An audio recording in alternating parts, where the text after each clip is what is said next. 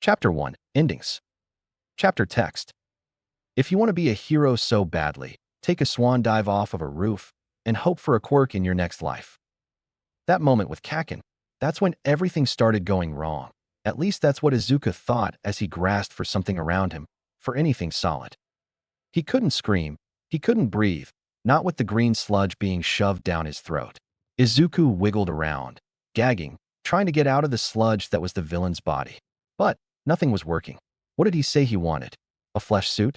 He clawed at everything around him. Not becoming a flesh suit today, buddy. He thought. Stop moving. You're just making this harder for yourself. A voice growled. Izuku guessed it came from the sludge because of the way it vibrated along with the words. He shivered. This has to have been one of the weirdest experiences he's had in his life so far. While he was thrashing around, his hand finally caught on to something solid. What is that? He thought, grasping it and pulling it. Ow, you little brat. The villain hissed in pain. Eyes are sensitive, you know that. Oh, it's an eye. He would have laughed at the absurdity of the situation if he wasn't currently suffocating, or would it be drowning? In the sludge of this villain. Suddenly, the green sludge around him tightened and his vision grew fuzzy. He knew he was going to pass out soon and probably die if he didn't do anything. Oh, wouldn't that be nice? To just let go. He mentally slapped himself. No, not right now. Come on, I'll figure this out. The eyes are solid, right? Well, his internal monologue was cut off by a loud voice at the end of the tunnel. Texas smash. Suddenly, it was as if life came back to him. He gasped, finally being able to breathe freely, and fell to the floor. He gripped the front of his shirt, right above his heart. It felt as if he was learning how to breathe again. No need for fear, for I am here. The voice in the tunnel called again. It echoed throughout the tunnel, pulsing against his head. Izuku froze.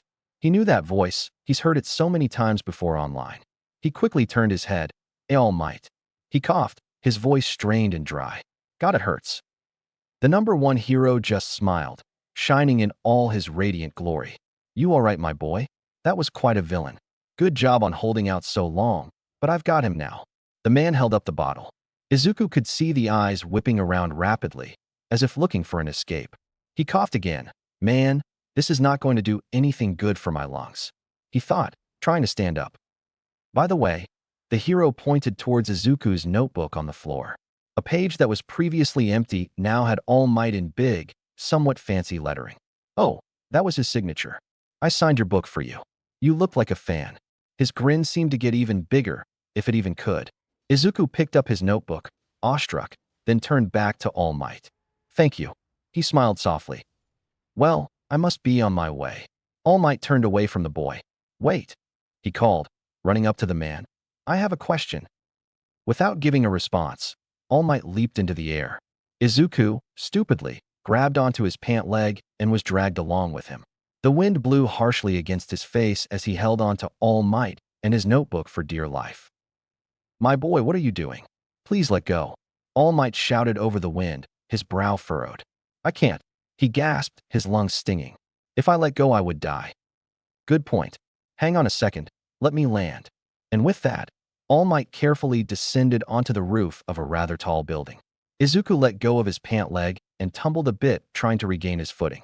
Now, what was so important that you had to put yourself in danger? All Might turned to face him from his spot by the railing. Izuku looked down. Man, I really messed this up. I met my idol for the first time, and now I'm just being a burden. He took a deep breath. Well, I've been quirkless my whole life, you see. But it has been my dream to be a hero. Do you think I could still become a hero, even though I'm quirkless? He asked, his eyes watering. Hang on. That's not normal tears this time. He blinked through the sudden smoke swirling all around, and looked up. Is this some kind of joke? Izuku asked faintly, blinking rapidly as if to see if this was all real. What he saw in front of him was a man, who looked more of a skeleton than a man, with grimy blonde hair and a sunken face. He could barely see his eyes from where he was standing. But he had the same clothes and hair color as All Might. So who was this? No, my boy, this is not a joke. I'm still All Might. The man tried to do his signature smile, but it came out strained and looked like it didn't fit the proportions of his face. Izuku grimaced. Sorry. All Might put a hand behind his head, awkwardly chuckling. Well, since you've seen me in my weakened form, even from this distance Izuku could see his eye twitch. I suppose I owe you an explanation. About 5 years ago, I was in a rather harsh fight with my greatest enemy. He could see the gears turning in Izuku's head. You're not going to know who it was. There wasn't any news coverage. All Might basically waved him off. He then grabbed the hem of his shirt and lifted it up, showing Izuku what looked like a gaping hole. Well, not really a hole, but close enough. There is no way he could have survived with that. He thought, mouth hanging open. That's got to do a lot of internal damage. The villain I was fighting caused this, All Might said, motioning to the injury.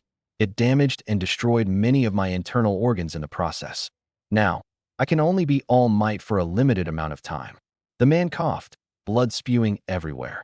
He wiped off his lip with his wrist. But no, I don't think you can become a hero without a quirk. You've seen what happened to me, and I'm All Might. It is far too dangerous for someone like you. You would just be a burden to those you are working with. All Might turned and looked back over the railing. If you really want to help people, you could be a police officer, or maybe a doctor. Those would be much safer. Izuku could barely process All Might leaving through the static in his head. You would just be a burden. That's what he said. That's what they all say. He could barely register himself walking over to the railing and leaning on it. Hey, what if I just take your advice, Kakin? I seem to only be a burden on everyone around me. He would have laughed if he wasn't feeling so numb. He set down his backpack, which he miraculously still had on, and slowly slipped off his shoes. He stepped over the railing. Izuku looked at the ground below him. Well, I guess this is goodbye. Mom, you won't have to work so hard to take care of me anymore. Hopefully I get a quirk in my next life and finally become someone useful. It was only at that moment when he realized that he was crying. The steady flow of tears dripped down his face. And with that, he took a step. The impact with the ground was quick and painless, but what came after couldn't be said the same. He couldn't tell how long it had been. It felt like an eternity and a second at the same time. It's like he could feel nothing and everything all at once. Suddenly, there was a flash of light, and he could feel everything coming back to him. His heartbeat, his breathing, and everything else starting all at once. Everything hurts. Izuku slowly opened his eyes, groaning at the bright light from the sun. He pushed his upper body off of the concrete, but immediately gripped his head after he sat fully up. God, what happened? Everything is sore, and I'm so dizzy, he thought. Once his head cleared, he looked around. He could see what looked like a blood stain on the sidewalk around him. It was still fairly wet. He looked at himself, not seeing any major injuries, but still seeing blood stains nonetheless. I died, I can tell that much. But then how am I still here? He opened and closed his hand a few times, itching to write this in his notebook. He quickly stood up, leaning against the wall of the building as he was feeling lightheaded. Then, grunting as he went to the side of the building to find a fire escape and climb up. If this is a used building, I don't want to bother people, he thought as he reached the roof. Once up there, he realized that the roof didn't even have a way down other than the fire escape, which he had to take creative liberties to actually get to the roof. So he left me on a roof with no other way down. He grumbled, making his way over to his backpack and notebook. After getting back down as quickly as he could, or as well as he could with how sore he was, he heard explosions from farther away. Must be a villain attack, he thought, limping his way over to the noise. Once he arrived, Izuku noticed many things.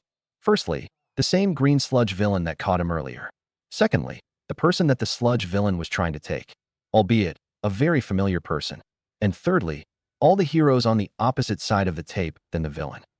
Izuku rushed over to the tape, growing increasingly more panicked. What are you doing? Why aren't you helping him? He shrieked at the nearest hero, who happened to be Kimui Woods. We can't. Our quirks aren't suited for this situation, the wood hero said, motioning to himself and the other heroes around him. We're waiting for backup. Izuku stopped himself before he said anything that would either get him in trouble or that he would regret later on. He turned towards the explosions, the very familiar explosions, as they increased in size. These weren't from the sludge villain. No, these were from the person he was holding captive. Izuku could see the blonde hair that belonged to his once friend Bakugo Katsuki, his face seemingly in pain and terrified. Without really thinking, Izuku ducked under the police tape and rushed over to the villain. He could hear the yelling behind him, but he ignored it, looking for anything that could help him. He spotted a lone pipe in the middle of the rubble, and he snatched it, sprinting towards the villain. He lifted the pipe above his head and speared it right through the eye of the sludge. Ow, not again, the villain shrieked, as Izuku grabbed onto Bakugo. When did I start calling him Bakugo? He asked himself, pulling as hard as he could on the blonde. Nope, not the time to be thinking about that. The two of them stumbled as the sludge villain seemed to realize that the kid was not there anymore. But before they could do anything, the two of them are pulled to the side, and there is only one thing anyone can hear at that moment. Detroit smash. The sludge exploded and is everywhere. All Might turns to look towards the two kids. You two are fine now. He flashed his signature grin. I am here. And he takes them over to the paramedics who were behind the police tape. The doctors check them over as the heroes come up to chastise Izuku. Izuku just looks down at the ground, frowning. Bakugo doesn't say anything to him. If anything, he isn't even making eye contact. For Izuku, this is weird. He figured the blonde would cuss him out or scream at him for making him seem weak, but he didn't get any of them. Granted, he didn't get a thanks either, but he wasn't expecting one, not from Bakugo. After the paramedics are done fussing over him, Izuku finally starts to make his way home. But he ends up being stopped by the skeleton version of All Might. Izuku frowns as the man makes his way over. You shouldn't have done that. The man says, blood dripping down his chin. The heroes had it under control. That only seemed to infuriate Izuku. They weren't doing anything. He hissed. Bakugo would have died if I hadn't done something. All Might just sighed heavily, his brow furrowed. My boy, you could have done more damage to your friend. He could have died because you stepped in. Hell, you could have died. The heroes had it under control. All Might sighed and pinched the bridge of his nose. I said this earlier. It's too dangerous for someone like you. He looked back up at Izuku, who had his mouth gaping open, clearly offended. He crouched down, hand on the boy's shoulder as he looked him in the eyes. Then he said something that would have shattered Izuku's whole world if he hadn't already said it earlier. You can't be a hero. Chapter 2, Beginnings. Yeah, screw that All Might. Izuku thought as he passed a street light, eyes locked to the ground and kicking a pebble around. Maybe I'll become a hero just to spite you. He chuckled. It's not like I have anything else to do. I can't even die. He stopped in his tracks. Hang on. I can't die, can I? What? Did I finally get a quirk after all this time? He threw his head back and laughed. What a joke, he said after calming down. When looking around, he saw some people on the opposing sidewalk giving him a funny look. He quickly looked away, embarrassed. He stuffed his hands in his pockets and made his way home hastily so as to not gain any more unnecessary attention. When he arrived at his house, he dug his key out of his backpack. Good thing I didn't lose this, he mumbled, quietly slipping off his shoes as he entered the home. The lights were still off, shadows building in the corners of the living room. The only thing giving him any sort of sight was the overhead oven light that was often left on. Guess Mom isn't home yet, he said to himself as he set his bag on the kitchen counter and he beelined directly to the fridge. He opened the fridge, the bright light contrasting the darkness of the room. He strained his eyes as he looked around. Nothing much. I should probably go shopping soon, he thought, shoving around some old takeout containers. His searching evidently fruitless, he closed the fridge door and grabbed his bag before heading to his room. He dropped his backpack on the floor and flopped onto his bed, staring at the ceiling. What if I did have a quirk that just brings me back from the dead? He murmured. Am I practically immortal? What a way to give someone with a death wish a god complex. He rolled over, looking at his desk which held his laptop that he got a few years ago for his birthday. Well, what am I supposed to do now? I can't die and I can't become a hero. He sat up, wincing as he was still a bit sore. But I still want to help people. He got to his feet and opened his laptop, slumping into his very uncomfortable chair. He brought up his browser and started looking for things. What to do if I can't be a pro hero, but I still want to help people? What do I do if I don't have a quirk suited for heroics? Izuku scratched his head. A lot of the answers he was getting were around what All Might said earlier. Stuff like being a police officer or a doctor. Izuku knew that the police force wouldn't let someone like him join, and he doesn't have his mother's skill or enthusiasm for medical stuff. But when Izuku was finally about to log off, he found something new. Why don't you just become a vigilante? He froze. A vigilante, huh? Like Crawler and Pop Step? He thought, bringing up a new tab. A vigilante is someone who uses their quirk for hero work without a pro-hero license. Many of those who fall to vigilantism are arrested. Only an odd few have actually gotten their hero licenses. Depending on the situation, some may qualify for the Vigilante Reformation program. Izuku chuckled. This could be fun, he thought. I could save people and potentially test my new quirk. He got up and searched his closet, pulling out all he needed. That included a very baggy green hoodie, some old grass-stained jeans, and a mask to cover at least some of his face. And with that, he was off. Izuku was strolling down the dark street when he heard a shrill, panicked scream. He paused, trying to determine where it came from when the person screamed again. This time, he quickly followed the sound. He stopped right before the alleyway, not wanting to stumble into something that could be dangerous. He quietly stepped up to the edge, peeking around the corner. There was a woman being cornered, her face pale and eyes wide. The man blocking her exit was large, almost abnormally so.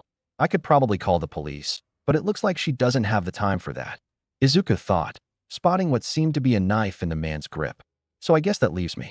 His eyes scanned the rest of the alley, looking for something to use to his advantage. He eventually spotted a long, shiny object on the ground. A pipe, similar to the pipe he used on the sludge villain earlier. Shoving down his anxiety, he darted forward.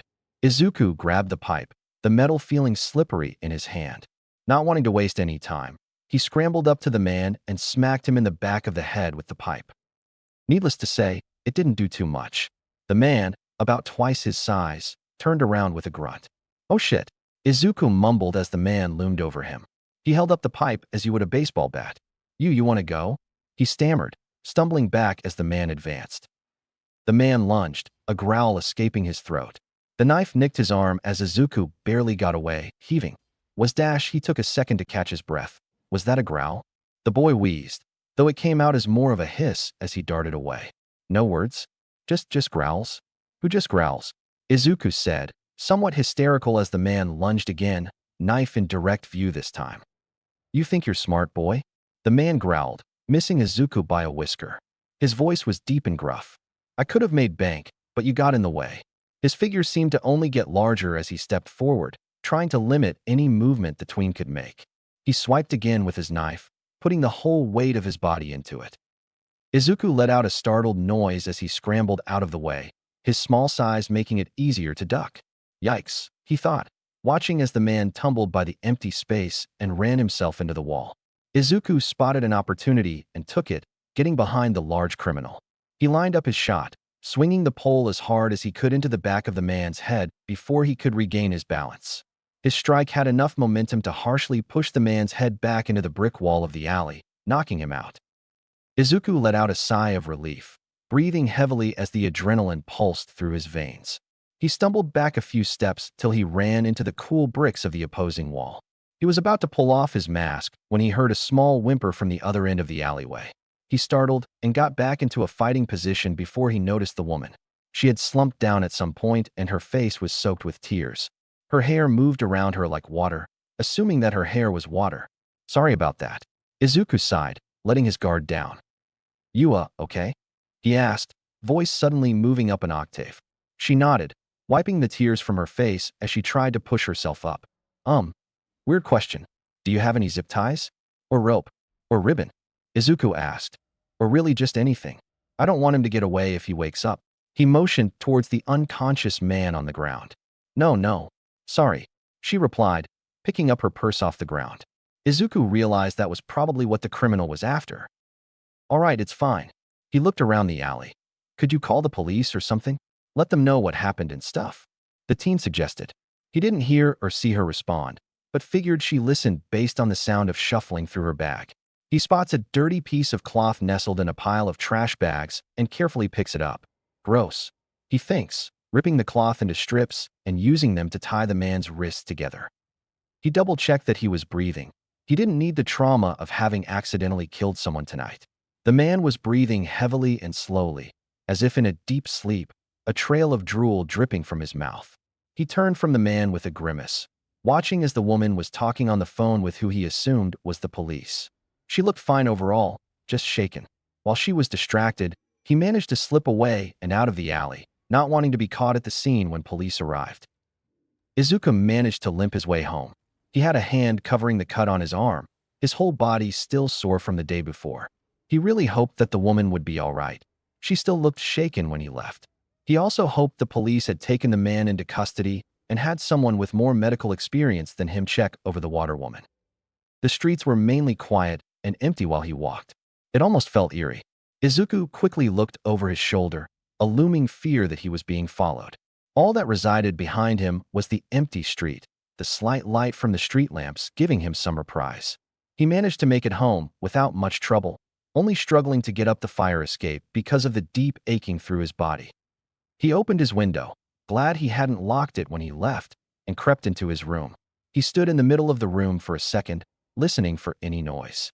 Hearing nothing but the sounds of the house, he figured that his mom was still at work. He pulled off the hoodie to see the damage done. There was a cut in the fabric and blood around the edges, nothing he couldn't fix. He set the hoodie on his bed, though being careful to make sure he didn't get the blood anywhere else. He then walked out of his room and to the bathroom, pulling the first aid kit from under the sink. It's a good thing I use this a lot, he thought, sorting through the case to find what he needed. He pulled out some antiseptic cream and bandages and set them to the side. He grabbed a washcloth from the basin and ran through it with cold water and held it against the wound, cleaning now dry blood. Izuku winced, setting the washcloth aside. He took the antiseptic cream and spread it around the wound, hissing in pain. He took the bandage roll and wrapped it around the cut. Once he was sure it was secure, he started cleaning up the bathroom. Packing up the first aid kit, he realized he was low on his bandages. Guess I'll need to get more, he sighed, especially if this is something I'm going to continue doing. Closing the box, he stuffed it back in the space under the sink. He washed the blood from the washcloth, cringing as it still had a pink tint in it. He looked over the bathroom again, making sure nothing looked out of place, and walked to his room. Once in his room, he quickly started changing out of his vigilante clothes, as he dubbed them for now. He got into his nightwear and fell onto his bed, letting out a sigh of relief as the tension in his muscles lessened. His soft curls settled as he quickly fell asleep. Izuku awoke to the sound of his alarm. The shrill beeping from his phone gave him a headache. He groaned, rolling to the side and shutting off the alarm. He pushed himself up from his bed, feeling as if he was sinking into his mattress. He winced as he stood up, the strain on his legs almost making him fall. I didn't think I would be this sore, he thought to himself. It's probably from all the exercise and the injury. Speaking of the injury, the cut on his arm twinged slightly. And my attempt. Thinking of that, he felt an everlong chill within his body. He somehow managed to push that to the edges of his mind, but given everything else that happened, it made sense. He quickly changed into his school uniform. Even the change in clothes couldn't warm him up, walking to the bathroom before he fully buttoned up the shirt. Izuku pulled his arm out of the sleeve and checked the wound on his arm. Some blood had seeped through the bandage, so Izuku removed it and pulled out the first aid kit again. He washed the wound again, then wrapped the bandage around his arm. Yikes, I'm really low on this, he said to himself as he prodded through the kit. He put the red bag back under the sink and covered himself with his uniform shirt. He walked to the kitchen while buttoning his uniform. The kitchen was empty, as expected. His mother was at work, as usual. Even though he expected it, it still hurt that he was left alone most of the time. Looking through the pantry, he grabbed a granola bar, then grabbed his backpack and pulled on his shoes before heading out the door to walk to school. School was as normal as school goes. Well, normal for a quirkless kid, that is. Or, formerly quirkless. He starts his day with being pushed around by his classmates. They would shove into him, try to trip him, or take his things. Later in the day, he would be pushed against lockers, ignored by teachers, and possibly even punched before he could walk home from school. That was the average day, and why couldn't today just be average? Izuku's body still ached from the day prior. He could still feel pains and chills in his chest from his death the day before, and he was still sore from all the running he did last night. Whenever someone would ram into him or push him, he would wince. This only seemed to egg the others on, noticing he was already weak. The perfect punching bag. Then came the teasing. Teasing was normal, somewhat, but today was different. Izuku was constantly belittled from his stunt the day before. Many of his classmates claimed he was doing it for the attention, or that it was his heroic way of suicide. Some stated they wished he had died in the attack. The irony of that, Izuku had thought about those comments. The most unusual thing about the day, though, was Bakuga's silence. Sure, he made some comments here and there, but for the most part he avoided Izuku and refused to make any sort of eye contact. Izuku thought this was weird. Bakuga was normally one of the frontrunners when it came to teasing and bullying, so it was extremely out of character when he would barely say anything to him. Maybe he was just shaken from the attack, or he was having a change of heart. The former seemed the most likely. At the end of the school day, he was cornered behind the building. Tsubasa blocked the alley off with his wings, creating a shadow upon the smaller kid. Izuku was already in pain. aching from his attempt and his fight the day before. But he knew that these guys wouldn't give up their pursuit just because he was already injured. One of the two front runners, a boy with extremely sharp teeth, advanced on Izuku. His figure loomed over the tween as Izuku bumped against the cold wall behind him. Hey, you don't need to do this, you know? He stammered, internally wincing from just how he sounded. Huh, you hear this guy, Yuma? The shark-toothed boy laughed, throwing his head back to the other kid. The other kid, Yuma, cackled, his long fingers closing around themselves. He cut himself off, breathless. He thinks he can tell us what to do. He clutched his stomach, still wheezing out laughs as he looked at the shark kid. He's got nothing against us, Kenji, he replied, straightening himself out. Yuma prowled closer, eyeing Izuku like a wolf hunting a rabbit. As he and Kenji stood before him, trapping him in the depth of this alley, Yuma turned his head. You think we should teach him a lesson, Bakugo? He called out to the blonde, who was still standing behind Tsubasa.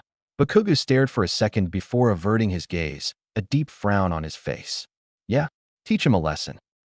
With mirrored grins of delight, Yuma and Kenji advanced, leaving a shadow of pain in their wake. Chapter 3, Findings. The walk home was abysmal. Izuku figured that they weren't going to go easy on him, and he was correct for assuming so. After being almost beaten to a pulp, Izuku managed to limp his way back home. Izuku was surprised he was even able to walk home in the state he was in. He could already tell that he was going to have some bruised ribs as Yuma and Kenji targeted those the most. He figured they focused on that area because it was easily hidden, but that doesn't mean they shied away from his arms and legs. He tried to hide his arms away as he passed a couple walking down the sidewalk. They gave him a nasty look as he hurried by. He realized that they probably thought he was some troublemaker, given the suspicious way he was walking and the barely covered bite on his bicep. It was still bright red and irritated, blood welling up in the teeth marks. A very thoughtful gift from Kenji. The boy's sharp and shark-like teeth had managed to rip through his sleeve and deep into the flesh of his arm. But it didn't look too unusual with the state his uniform was in, rips and tears just shy of showing off his whole torso. Tears welled in his eyes as he tried to rub them away, not wanting to show any more weakness as he rushed his way home. Upon reaching the apartment, he rattled the doorknob to find it was locked. He groaned, fishing his keys out of his bag and entering the apartment. He kicked off his shoes and immediately went to his room. There was nothing out here for him, especially when he knew his mother wouldn't be home anytime soon. He threw off his bag and flopped into his bed face first, only to let out a loud hiss of pain as he landed on some of his aching ribs. He rolled onto his back slowly and looked to the ceiling, wiping the remaining tears from his eyes. Izuku figured he should at least clean up his wounds before he knocked himself out, not wanting to risk infection. He knew that would be something much harder to explain away. So, he reluctantly got himself off his bed and hobbled to the bathroom to grab the first aid kit. He grabbed the gauze wrapping from the kit and set it on the counter.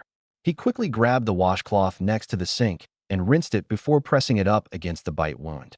He winced, but continued to wipe off all the dried blood from his arm. Once done, he dried it off and grabbed the gauze, walking off with it to his bedroom. Izuku sat down at his desk and pulled off his shirt. Wrapping the gauze tightly around his bicep, he sighed. This was one he would have to check often. After securing the wound, he figured everything else would be fine at the moment.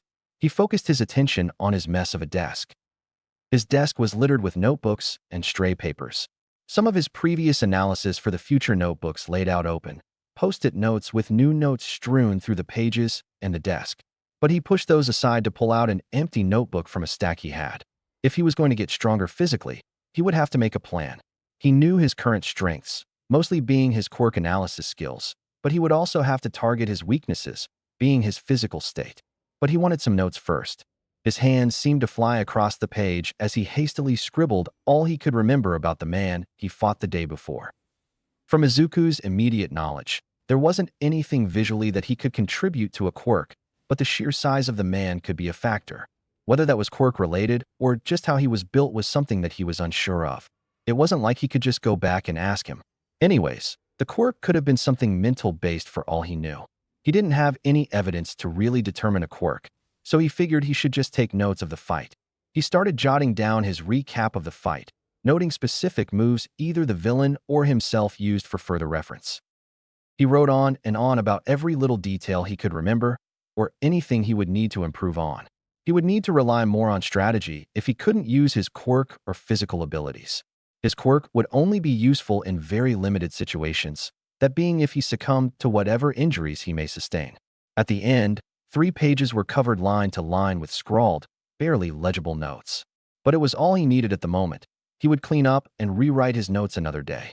With a yawn, he pushed that notebook aside. That one would mainly be for his patrol brain dumps, until he could get a smaller notebook to carry with him. Grabbing another empty notebook from the stack, he titled it Villain Analysis for the Future. He knew it was something he was going to need when he was cleaning his notes. Along with that, in his future as a vigilante, he might end up looking into cases or more long-term villain hunts, tracking down leads for either a hostage, missing person, or even a crazed serial killer. Though he doubted he would need it now, but for the future. Looking at the time on his phone, the bright screen read 10:48 p.m. He stifled a yawn as he pushed himself away from the desk, letting himself get up with a wince. It was something he could continue another day, but at the moment, he needed sleep. His body still ached from school earlier that day, and whatever had affected him the day before had not subsided. He stumbled his way back to his bed, not bothering to fully change out of his clothes. He fell onto his mattress with a huff. He was out like a light as soon as his head hit the pillow. The early morning was brisk and bright, deep rays of gold shining through the clouds as Izuku jogged the streets. His breath came out heavy and loud, his throat almost stinging as little puffs appeared in front of his mouth. The few people out this early gave him side eyes or glances, but paid him no more attention than anyone else. Izuku rounded a street corner before checking his watch, 20 minutes. He slowed down before coming to a stop, hand on the wall next to him to brace himself as he gasped for air. It was the second day of his workout routine. He'd been starting with morning jogs every day as a way to build stamina. He knew he would need it in the long run. He started yesterday with a 15-minute jog, and he was going to continue adding more minutes for as long as he could. He hadn't quite figured out the rest of his workout strategy. He doesn't even have a gym membership, though he highly doubts that he would even be able to get one with his current quirk status. Saying that he does have one would be unhelpful, unless he somehow had proof he could come back from the dead. No one would believe that, but he started to figure out things on his own. Izuku has been watching some stretching and yoga-type videos to improve his flexibility, along with some martial arts videos to at least give him a grasp on hand-to-hand combat. While out on his patrols, he had been putting those to practice. A few nights before, he managed to hit a good few hits on a villain's body before knocking her in the jaw. It hadn't quite taken her out, and he still needed to find something to knock her out, but it was progress. He quite liked the feeling of working out, and how his body felt afterwards. Sure, it ached and was sore, but it was in a way that felt good. He got up from his hunched position, stretching himself out as he took some deep breaths. His throat was extremely dry and stung, leaving tears in his eyes whenever he tried to swallow. Knowing there was a convenience store nearby, Izuku pulled out his phone and started on his way there. He browsed the most recent news, which was mostly full of politics, but he found an article about a recent fight with Endeavor. It was a pretty big scene and had many casualties, but luckily no deaths were reported. Izuku grimaced. He had never been fond of Endeavor's fighting style. Looking back up, he was greeted with the large glass windows of the hole-in-the-wall store. He pushed open the door, a little bell jingling as he entered. He pocketed his phone and waved to the cashier, who paid him no mind. He went right to the back of the store and tore open a freezer, grabbing a water bottle and letting it shut. He was browsing through the shelves, looking for some kind of snack he could bring home, when he heard the jingle of the bell on the door and a thud of that same door being thrown aside and hitting shelves beside it. Izuku grabbed a candy bar he was looking at and hid behind the shelf, watching as a scaled man, looking more like an anthropomorphic iguana, made his way to the cashier. He pounded his hand on the counter to get the cashier's attention. "What do you dash?" The cashier looked up from her phone, a look of annoyance on her face. "Want?" She shifted in a way that her face was covered by both her hair and the scaled man. "I want you to give me all you got," he demanded, pulling an object from his pocket, his scaled tail swishing behind him. All right," the clerk said, voice noticeably higher than it was before. "Just hang on a second." Izuku could hear the shakiness of her hands as she fumbled with the cash register. The iguana man looked even more impatient, a low hissing in his throat as he held out whatever he had in his hand. Izuku realized it was a gun. "Hurry up, woman." Pushing himself into her face, he pointed the gun right at her forehead. Izuku knew he had to step in soon, or things would get really messy. He scanned the area around him, There were plenty of hard bottles in the coolers that he could see, but he didn't know how well they would work without breaking. But what he did spot was some cans of soup. He pocketed his candy bar and scurried across the floor, trying to keep quiet so as to not garner attention to himself. In the aisle over, he grabbed as many cans as he could without dropping them, the amount being 4. He tried to grab another, but it slipped out of his hand and hit the floor with a loud thud. Definitely loud enough to carry through the store. Izuku froze. The store had gone silent, the only sound being his own breathing and the electricity of the coolers. Is there someone else in here? Izuku pushed himself against the racks of food, trying to keep his breathing steady. He could hear a slight slither and scrape of the scaled tail being dragged across the floor. The hissing of the iguana man drawing closer. He braced himself. He wanted to run, but he didn't have a choice. He was being hunted. The rounded snout of the man peeked around the corner, his throat still making a guttural hissing sound. Izuku shakily raised a hand holding a can, staying as still as he could manage before he thrust it down with all his might. The villain let out a roar, clutching his snout. Izuku took the chance to dart out of the aisle and reach the counter. "Call the police," he said in a rushed whisper to the woman behind the counter. She nodded quickly, face pale, and grabbed her phone. The lizard man finally came around the corner, blood dripping from his nostrils. "You're done for, kid," he growled, raising his gun towards the two of them.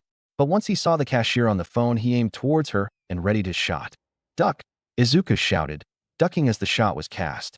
The woman screeched and ducked behind the counter. There were some hushed and frantic rambles behind the counter, and Izuku hoped it was because she was on the phone. "You damn brat," he hissed, loading his gun again and aiming for Izuku. As the shot was taken, Izuku launched himself to the side, toppling over as the bullet scraped his leg. He hissed in pain, dropping his cans as he cradled his leg. It tore through his pants, but only scraped his leg. It wouldn't leave any lasting damage. He crawled back to his cans rolling on the floor, grabbing one and hiding around the corner, waiting for the scaled man to come back around.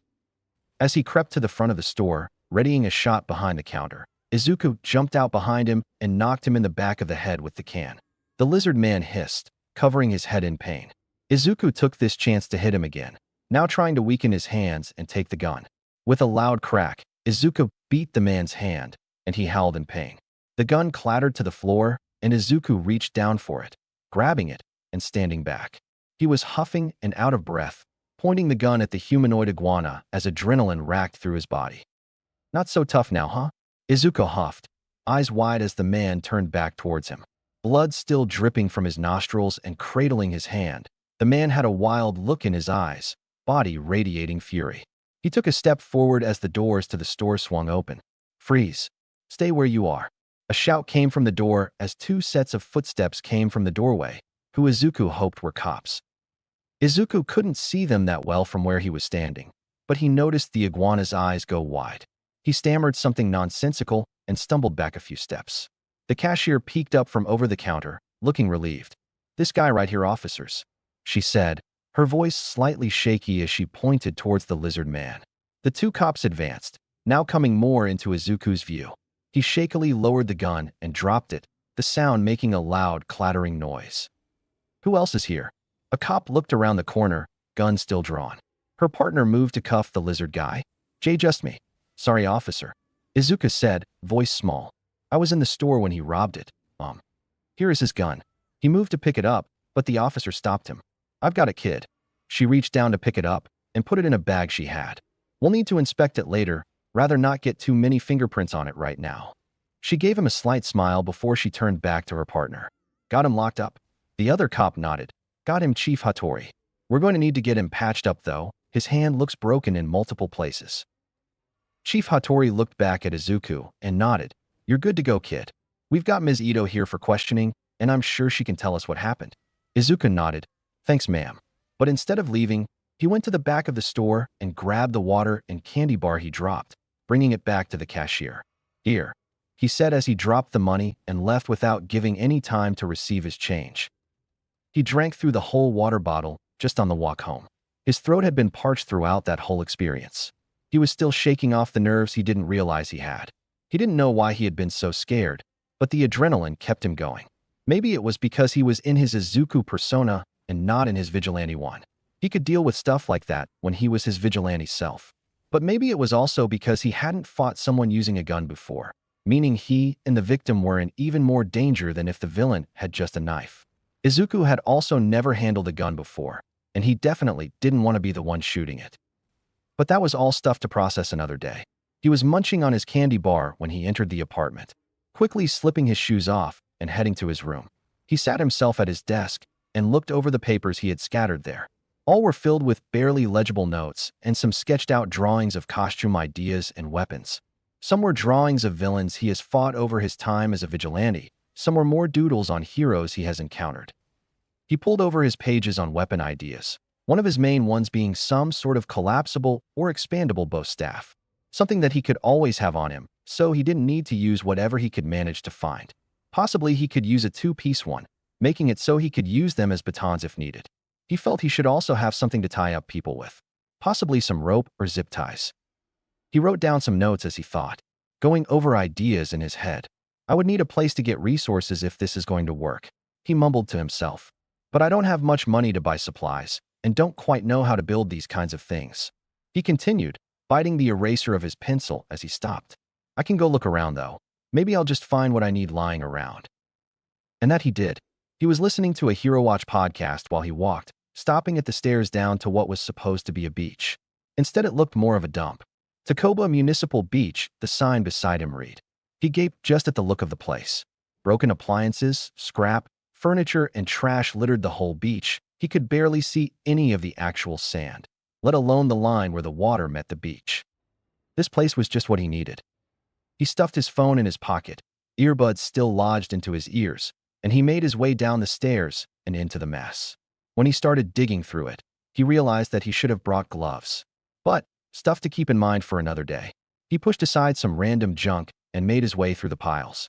He stopped in one spot and dug around a bit, pulling out some scrap sheets of metal and springs. These were things he could use, and there was probably more he could find if he tried. He put the springs in his pocket and stuffed the sheets under his arm and shoved his way back through the trail he dug himself.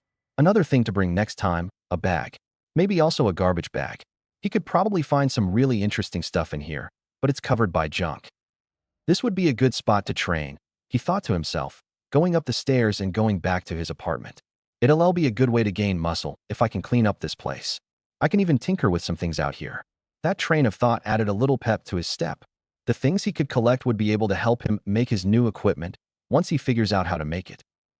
Going on his nightly rounds, Izuku was perched atop a building, snacking on some granola bar he brought with him. There had only been small, petty crimes tonight, so nothing much for him to do without someone else already getting involved. He'd spent most of the night writing notes in a small pocket notebook he finally bought. Mostly just Quirk notes, or possibly fighting techniques and tips, things he could pass time with. Hearing the sudden screams coming from a few blocks away, Izuku leapt into action, throwing himself down the fire escape and onto the sidewalk, sprinting until he stumbled upon the crowds of people running from a street full of fire. At first, he couldn't quite tell what had caused it. The people surrounding him in a frenzied panic as another large burst of fire appeared from behind the wall of flames blocking him from the main scene. He pushed his way through the crowd, moving like he was trying to walk upstream. There was a loud blast off to his side as an office building burst into flames. More screams erupted from the crowd, people now pushing each other to get by. Izuku almost fell over from the force of it all. Stabilizing himself, he looked around frantically, finally finding the source of the fire. She was an average height and had long, black hair. She looked fairly normal, but she had a wild look in her eyes, her pupils almost cat-like, and had red scales littering her body. She seemed to glow within the fire's light. Just as it seemed she was going to do something, a quick flash flew past him with an inhuman speed. Izuku almost thought he was imagining things till he saw that same flash stop. It was Ingenium, the turbo hero. He launched himself into the fight, and it looked like he had it covered for now. The screams from the burning building tore his attention away from the fight. Certain spots of the building were already crumbling. It seems it wasn't very stable even before the fire. But the fire was getting worse, and most of the screaming came from inside the building rather than outside. Everyone, get out of the way, he shouted to some people just crowding outside of the building. Rubble was still falling from some of the higher stories. Clear out. Some people in the crowd looked at him with panic and fear in their eyes. Are you a hero? A lady asked Izuku, but before he could get in a response, someone else chimed in. There are people still stuck in there. Help them, they said with a panic to their voice. Izuku nodded. Keep people back away from the building. I can't have you guys crowding the exit, he said before he sprinted through the crowd and into the burning office building. The bottom 2 floors were relatively clear, just some debris and smoke. It made sense that most of the people had been able to escape. Izuku soon found the staircase to the 3rd floor, and he quickly ascended the stairs. As soon as he got to the 3rd floor, he was hit with a wave of heat. He started coughing at just the severity of it. He could hear some screams and cries from the far end of the hall. Before him were some fallen supports that seemed to be the main blockade. At this point, they were seeming to be more of a bonfire with the way they were lit. Izuku grabbed a broom he found on the side and used it to shove the beams to the side, giving some room for him to cross. He kept the broom with him, just in case he needed to move more blockades. But he would get rid of it if it became a danger to himself or others. He moved closer to the cries for help, thankful that he had a mask to block out most of the smoke. But it also meant taking deep breaths was a bit harder. He spotted a group of about 5 people, all huddling together. You guys all right over there? He called, making his way to the group. A man with small dragonfly wings on his back turned to look at Izuku, a relieved look on his face. Are you a hero? We've been stuck here and no one has been able to help us, he said, motioning to a hole in the floor that Izuku had not noticed before. The floor caved in while we were trying to escape. We're all too scared to cross. A lady beside him said. Okay. I'll see what I can do, Izuku said, looking for something to use to put across the hole. He found a somewhat stable-looking wood plank, but figured it wouldn't be soon. He grabbed it. Here, he started, setting it across the hole. I'll help you guys over. Just be careful taking steps, he said, reaching his hand out to grab onto and stabilize whoever came across first. The man with the dragonfly wings stepped forward, carefully crossing the makeshift bridge. I can help you, he said, also holding his hand out. Izuku was grateful, as the man was much more muscular than him. Come on, he called as people started moving forward. They managed to get 3 more people across before the ceiling started collapsing in on itself. The last remaining person on that side ended up being caught in the crossfire, the debris falling on top of them. There was a horrified scream from one of the people on his side when the ceiling fell. Izuku launched himself forward, pulling himself from the grasp of the dragonfly man, trying to hold him back. Stay back, he called out behind him, quickly launching himself across the now flimsy bridge and reaching to the person underneath the debris. She had short auburn hair, but it was hard to tell in the fire lighting, tears spilling from her eyes. Izuku tried shifting some of the wood supports on top of her, but stopped when she cried out in pain. Stop, she cried, bright eyes looking at him pleadingly. Please. You can go on without me. She coughed. Izuku crouched down to look her in the eyes. I'm not going to leave you here. You will not die like this, he replied, and started to shift some of the debris off of her. He tried to be careful about what he was moving and how it would affect the woman. As he was doing this, though, the fire crept closer to them, almost singing Izuku pants. He panicked slightly and almost dropped some of the wood back onto the woman, but continued to give her the space she needed to crawl out. Once she got out, she was panting heavily, a clear injury on her calf. He helped her up and passed her off to the people on the other side. After making sure she had the psychical support she needed to get out of here, Izuku started leading the group through the fire and out of the building. There were many cries and thank yous as he exited the building with the group, but he quickly passed them off as he assessed the rest of the scene. Ingenium was still going at it with the villain, who had some sort of fire quirk. Its exact details Izuku didn't know. The both of them seemed to be tiring out, which wasn't looking good. Izuku also noticed 2 others creeping towards the fight, and he wasn't sure if they were friend or foe. He figured foe by the way they were looking at the hero. This wasn't going to be a fair fight, 3 against 1, so Izuku knew he had to step in. He ran in and shouted, Ingenium, look out, as the woman of the new pair shot a bolt of plain electricity at the turbo hero. Ingenium managed to duck out of the way, shooting a relieved gesture Izuku's way. The fire woman took this as a distraction to try and burn Ingenium, but Izuku pushed her out of the way and took the brunt of the attack himself. This is when he realized she had more of a fire-breathing quirk, maybe something akin to a dragon, but Izuku didn't have the time to analyze and figure it out. Izuku bit back a scream as it seemed the flesh was burning off of his arm. Luckily, it was only a small section, but he had blood trickling down from his mouth as he stumbled back towards Ingenium. Kid, you alright? He asked, trying to stabilize Izuku. Izuku nodded. I'm fine. He bit out, spitting out some of the blood filling his throat. This is a 3-2 fight, but it seems the fire breather is weak. He looked up to the hero for confirmation, receiving a nod. If we can figure out what quirk the last one has, we can possibly turn this fight around. All right. Ingenium nodded, stepping forward. But be careful this time, kid. We wouldn't want a new hero like you to have to retire early. You've got a good run ahead of you, he said, giving Izuku a thumbs up. Izuku felt his heart flutter for a second. Someone actually believed in him, and a hero no less. Izuku nodded. All right. Anyways, you see what you can do to the fire lady. You've got the armor. And I'll tackle the lightning one over here while we figure him out, he said, pointing to the final guy. Not much of his appearance gave way to a quirk. With that, the two quickly split, making sure to stay near each other for Ks, but still keeping each other space to fight. During this fight, Izuku saw Ingenium being cornered by both the fire lady and the man with the unknown quirk. But he seemed to be sweating, an inhuman amount of sweat. That was when Izuku saw him dissolve under Ingenium's hit, turning himself into a puddle of water to avoid it. Ingenium, he called, ducking out of the way of a lightning strike. The turbo hero turned, avoiding some hits, and ran to Izuku's side. What is it? He asked, worry lacing his tone. I figured out a way to get rid of the fire lady, he said.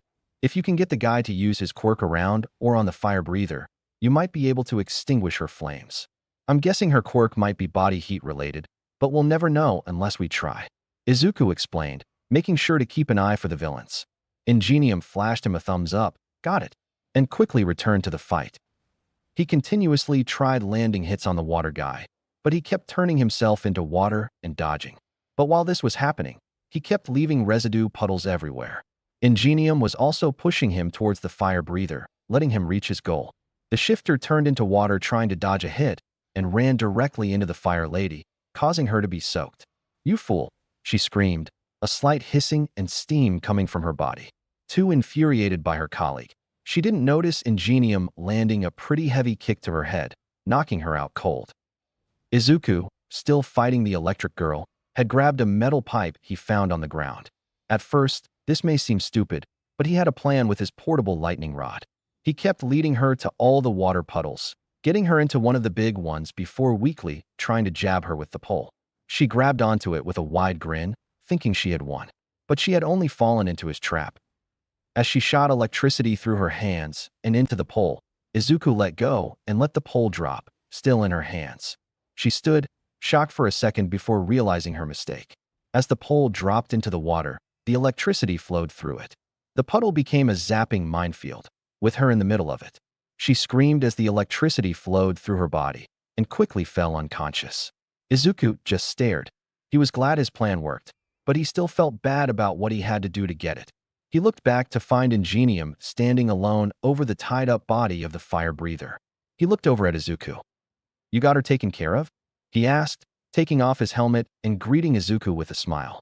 Izuku just nodded.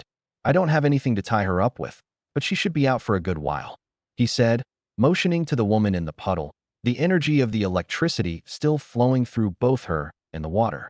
And I wouldn't want to touch her for a bit, he added with a grimace. He looked back at Ingenium. What happened to the water guy? He managed to get away through a drain system. Ingenium replied with a frown. We might be able to get some information about who he is from these two, but we still don't know much. He started leading Izuku to the crowd, which Izuku realized now contained cops, paramedics, and firefighters trying to help the people and keep the fire at bay. Izuku started to get antsy, really not wanting to get caught now of all time. I'm all right, sir, he said to Ingenium, breaking from his grasp and moving away from the scene. You sure? That's a pretty nasty burn you've got there, he said with a frown, motioning to the burn on his arm. Yeah, I'm sure, he said hastily, speeding away from the crowd and to the outskirts. But he was quickly stopped again, this time from someone else. The man had dirty blonde hair and freckles along his face, dragonfly wings still sprouting from his shoulder blades. I just wanted to formally thank you for helping us up there, he said, bowing to Izuku as he stared in shock. It's no biggie. Really, Izuku said, waving him off. But the man only seemed to have more. No, I insist. Here, I have something for you, he said, handing Izuku what seemed to be a business card. It read Dragonfly Industries, Agawa Yasu. What dash Izuku started before he cut him off. I own a hero equipment company, specializing in body armor and weapons. If there is anything you need, I really owe you one, he said, looking sincere. Izuku almost teared up. Thank you, he replied, looking down at the card. I'll make sure to reach out, but I really have to be going, he quickly said before running off down the street and into an alley. He climbed up a fire escape and watched the rest of the scene from away. The villains remaining seemed to have been taken away, and the paramedics were working with anyone injured. There was a rather plain-looking detective talking with Ingenium and the lady he saved from the rubble.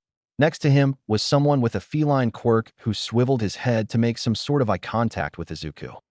Izuku startled and hastily headed home after that. After all, he had plenty of notes to take. Chapter 4, Darkness. Thank you for helping me out with these records, Aizawa. It would have taken so much longer on my own. Aizawa Shoyuta thought this was a rather boring way to spend his weekend. He had come in to do some of his own paperwork, bringing in the last criminal of his workday, when he came across the very lonely-looking Tsukachi Naomesa. And now here he sat on a chair across from said detective. He swung his legs to lounge on the desk, only grunting in response to Tsukachi's comment. We had a lot more records piling up after yesterday's events, the detective continued, brushing past Shuta's uninterest. There was a rather large attack with some villains last night. Had a lot of casualties, as she set one of the buildings on fire. A lot more casualty and villain reports came in today, which makes sense considering the attack last night. The detective continued, brushing past Shuta's uninterest. And on top of that, all the records we still have to sort through from the past few weeks. They seem to be piling up lately. Shoyuta raised his head, looking at Tsukachi with a questioning glint in his eyes. What happened last night? I didn't hear much commotion on my patrol last night, and I figure this was around my area. Tsukachi laughed. Oh, I forgot. It was a couple blocks away from your normal route, so you probably wouldn't have heard anything. A lady with a fire-breathing quirk was running rampage through the Tatakami district, attacking anyone and anything that stood in her way. Someone came in and took care of her, while someone else was taking care of a burning building. Apparently, they had been caught up in there and couldn't escape before someone came to save them.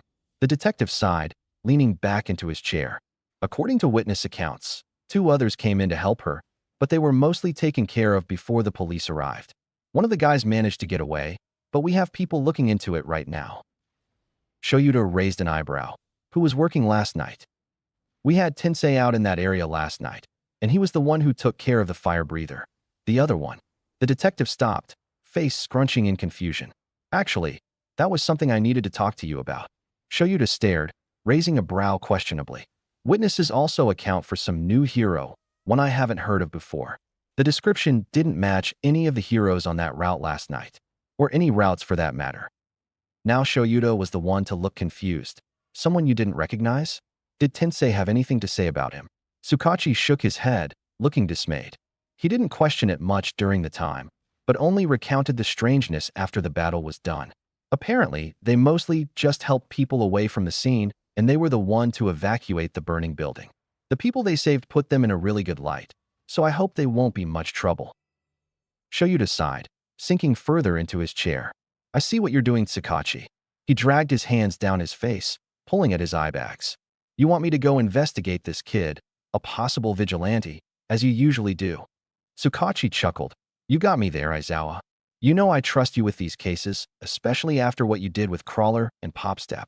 Shoyuta groaned, spinning the chair in a circle before coming to a stop. Fine. Tsukachi grinned, like a cat who caught the bird. I'll give you all the information I have received so far, which isn't much. It seems they have only been around for the last couple weeks, based on witness reports and weirdly placed criminals. But I think he, seems young, so don't go too hard on him. He finished, holding a folder out to Shoyuta.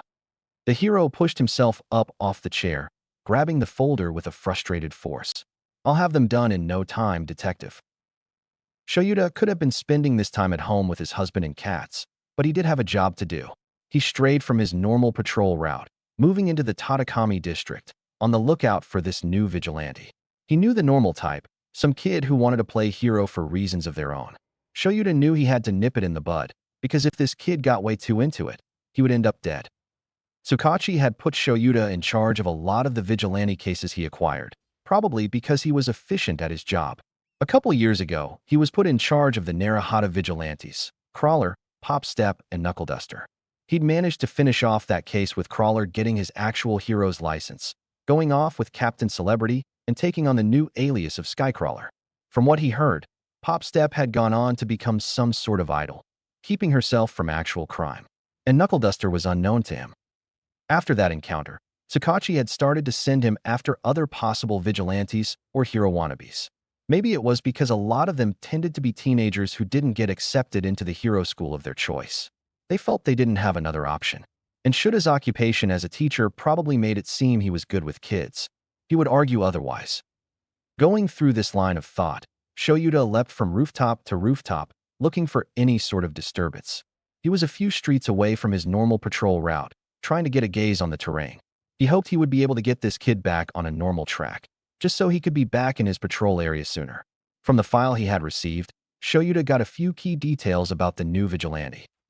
They were adorned in a baggy and tattered green hoodie, though some people recount it being black. The hood covers their head along with a mask on their face, concealing most of the prominent features to look for. Claims from eyewitnesses that have heard them speak said they had a younger-sounding voice, which had Shoyuta assuming that they were likely some disgruntled teen. He hoped he would be able to get the kid off the streets soon. It was dangerous for someone that young without training to be out and roaming around in the wrong areas. It was still dangerous for teens with training. He stopped on one building, dragging his calloused hands down his face, a frustrated groan leaving his body.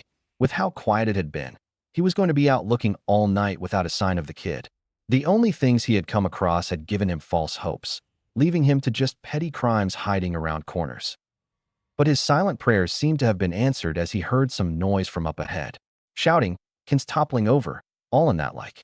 Shoyuta pushed himself off the roof, sending himself flying the next few blocks. But when he arrived at the scene, all that was left was some guy knocked unconscious and barely restrained. He jumped down into the alley when he heard the startled cry of someone else left in the dark. He turned his head, blinking owlishly at the terrified-looking man gripping onto his phone. Realizing how he must look, he forced himself to look more approachable, raising his hands for the young man's security. The man lowered the phone away from his more pointed ears. Shoyuta could hear someone on the other line calling to him with worry. He stepped forward cautiously. "I'm a pro hero," he started, pulling out his badge. "I'm not going to do you any harm." Thinking back on it, he winced at the tone of his voice, dull and gruff sounding. Not very reassuring to someone in obvious shock. The man's lip trembled, seeming on the verge of tears before nodding. "Hey, all right. Are you with that, the one that just helped me?" Shoyuta cocked his head to the side, frowning. "Could you describe what they looked like? I'm new to the area and don't know everyone working around in this district," he asked, crouching down before the man. The man paused for a second, eyes repeating looking at all of Shuta's features, before nodding. They were rather small, which is why it was surprising that he was able to take that guy down. He motioned to the man knocked out behind Shoyuta. He had a dark hoodie. It had some holes in it and stuff. Oh, and a mask, I guess. I couldn't see his face that well."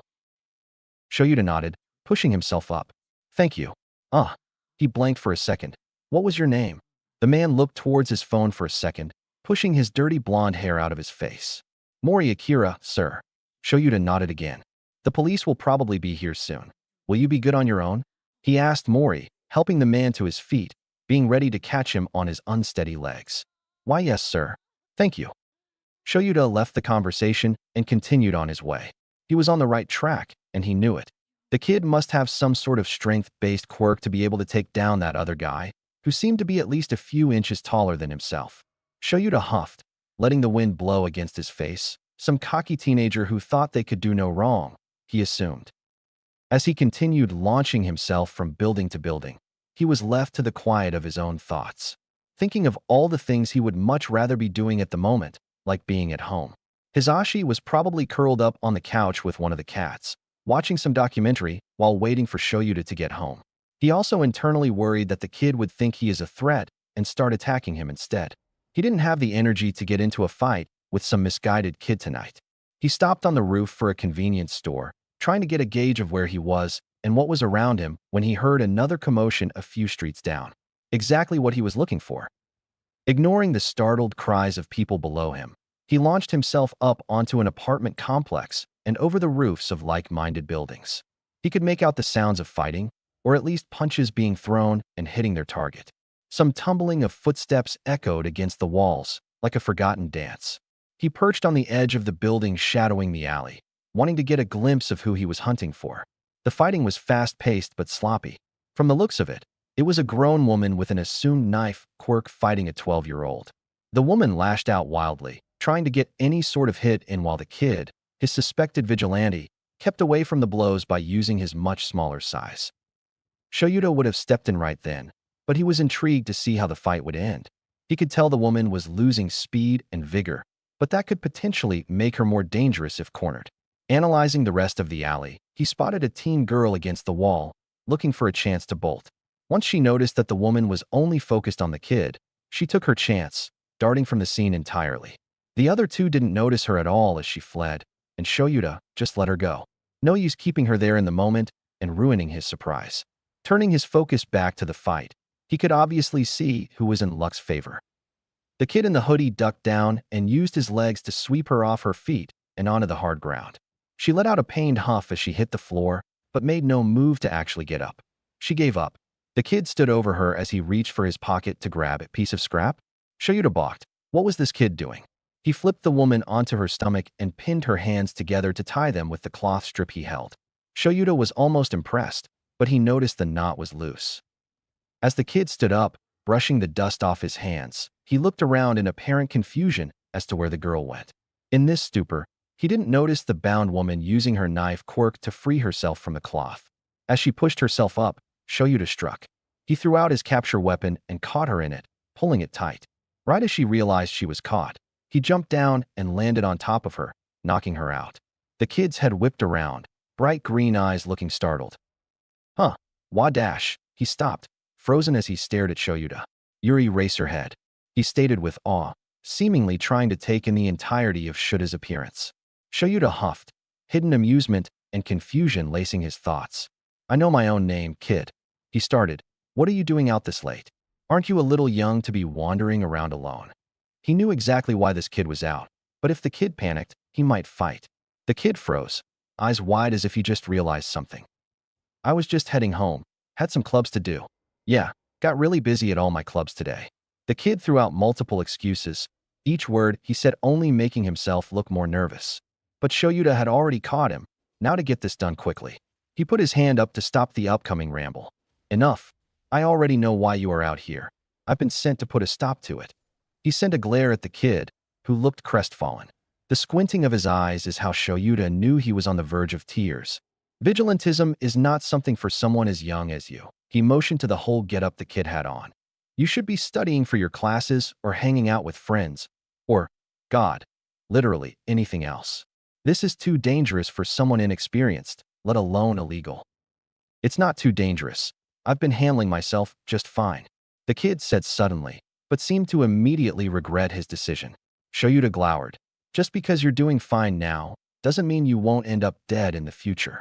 His thoughts flashed to a certain cloud-haired boy, a look of proud defiance on his face, but he brushed it off to give his attention to the green-eyed kid in front of him.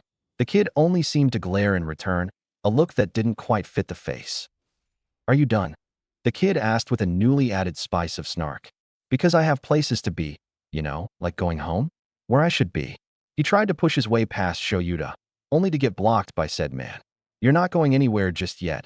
I need to take you down to the station. He leaned over to get to eye level with the boy, searching the return glare for any source of reasoning. You've been causing a lot of trouble, and we need some sort of identification. You don't have too much attention yet, so it still looks plausible for you to get out of this with just a slap on the wrist. He tried to reach out to the vigilante, but he quickly darted out of the way. So this is how it's going to go. Shoyuta lashed out at the kid with the remaining part of his capture weapon, but the kid somehow dodged again. Shoyuta grumbled, as he watched the kid scurry up the fire escape like a scared cat, leaping over the edge and onto the roof. Shoyuta attempted to follow, but he wouldn't get far with a body dragging along. So for once, he let the kid go. He was sure to find him again soon. But he does have to take this to Tsukauchi now. He sighed, practically dragging the woman down the street as he made his way back to the station. So, you found him. The hopeful voice of Detective Tsukauchi perked up from behind the desk as Shoyuta entered his office.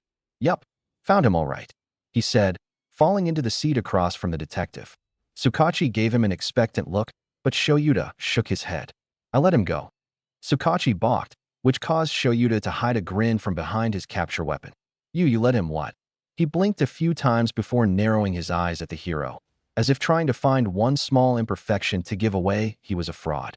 Luckily for Shoyuta, he wouldn't find one there. "He's just a kid, an annoying one at that," he grumbled. "And I had to bring that woman here, couldn't drag her body around on a manhunt. I know I'll find him again." Tsukachi leaned back in his chair with a sigh, sounding as though he just lost years off his lifespan. All right. I trust you with that," he said, pinching the bridge of his nose. "Just be careful, Aizawa. I know you tend to take in strays, and especially with your teacher position. I wouldn't want, and I'm sure Yamada wouldn't want either, to see you lose yourself over a kid you couldn't save." The detective leaned over the desk and gave Shoyuta a hard stare. Shoyuta wouldn't admit that he was right.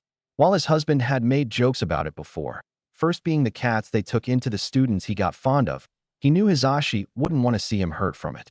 Him and his godforsaken savior complex. He glared at Tsukachi for a long moment before admitting defeat with a sigh, breaking eye contact.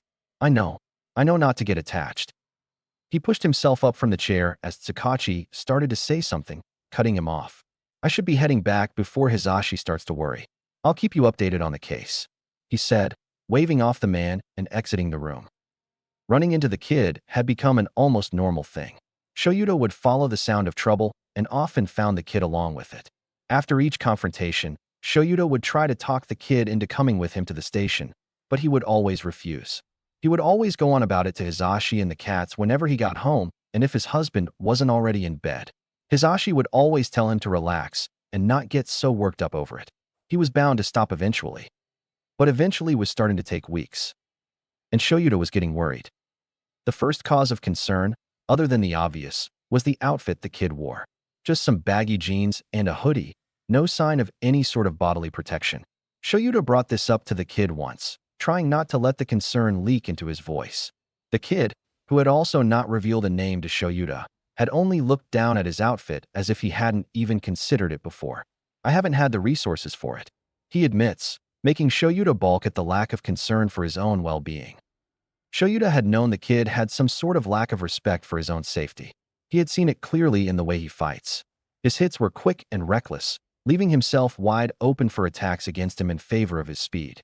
But speed couldn't win you every fight. The kid lacked serious training, and Shoyuta didn't like the memories it brought up. He takes this to his husband in his frequently occurring vigilante events. "It's like he doesn't care whether he dies or not," he said, exasperated as he paced the living room floor. "I mean, I get being reckless because he is a kid exploring his powers, but still." Hisashi watched from his spot on the couch, sipping his cup of tea while curled up with a living fur ball by the name of Cloud. "He's probably just overconfident in his abilities," Hisashi offered. "I mean, if I had some sort of speed or strength-based quirk, I would feel pretty invincible too." Shoyuta froze, mind seeming disconnected from the body. Sho," Hisashi said, snapping said man out of his stupor. "Sorry," he said, turning to his husband with a quizzical look on his face. "I just realized we don't even know exactly what his quirk is. Tsukachi and I have had our ideas, which you know, but we haven't been able to actually figure it out." He plopped down on the couch next to his husband, leaning his head against the other's shoulder. He ran his calloused fingers through Cloud's silky fur. "Oh, Sho," Hisashi said, planting a kiss on Shuta's forehead. "You worry too much. I know you care, but I'm sure the little listener is perfectly fine. It's just teenage angst. He'll snap out of it eventually." He set his mug down on the coffee table beside the couch and used his now free hands to latch onto Shoyuta. Shoyuta sighed, leaning into the embrace. "I sure hope so, Hisashi." Chapter 5, Pruned. Izuku was still trying to wrap his head around the fact that Eraserhead was hunting him down. He had garnered enough attention that the police sent a pro-hero, a lesser-known one albeit, to hunt him down and get Izuku to turn himself in. The first statement he had received had put him down at first, another hero he looked up to trying to stomp down his dream. But now he took it as a game. He knew Eraserhead cared in his own way, but it was discerning nonetheless. The Erasure hero's word choice was more threatening, but it hit a lot softer than when he met All Might. He was roaming around one night, when Eraserhead stopped him. As per usual, he had often sought out the vigilante and tried to get him to stop. The man should know at this point that it wasn't going to work. But one of his comments made Izuku stop and think. His costume isn't protecting anything, and it could be the death of him. Well, Izuku knew that. There wasn't much he could even do about that. He didn't have the money. Sure, he had plans to eventually get himself an actual costume. He had even been working out a design for it. But who would take a commission from a known vigilante? Plus, he didn't need to be noticeable, but he would admit that it would be nice to have an image to lean into. He did have the contact of that guy who ran a hero gear company, but he hadn't gone through the process of actually dialing up the man. He was too scared that if he contacted him, he would just send him away because he was a vigilante. Izuku knew not to get his hopes up too much. What would be the harm in asking? He sat down on the edge of his bed, holding the business card out in front of him. He had resorted to hiding in his room for the past few days, but there wasn't much to be hiding from. He knew that this could lead him to actually being caught, but he needed to take those chances to be safe.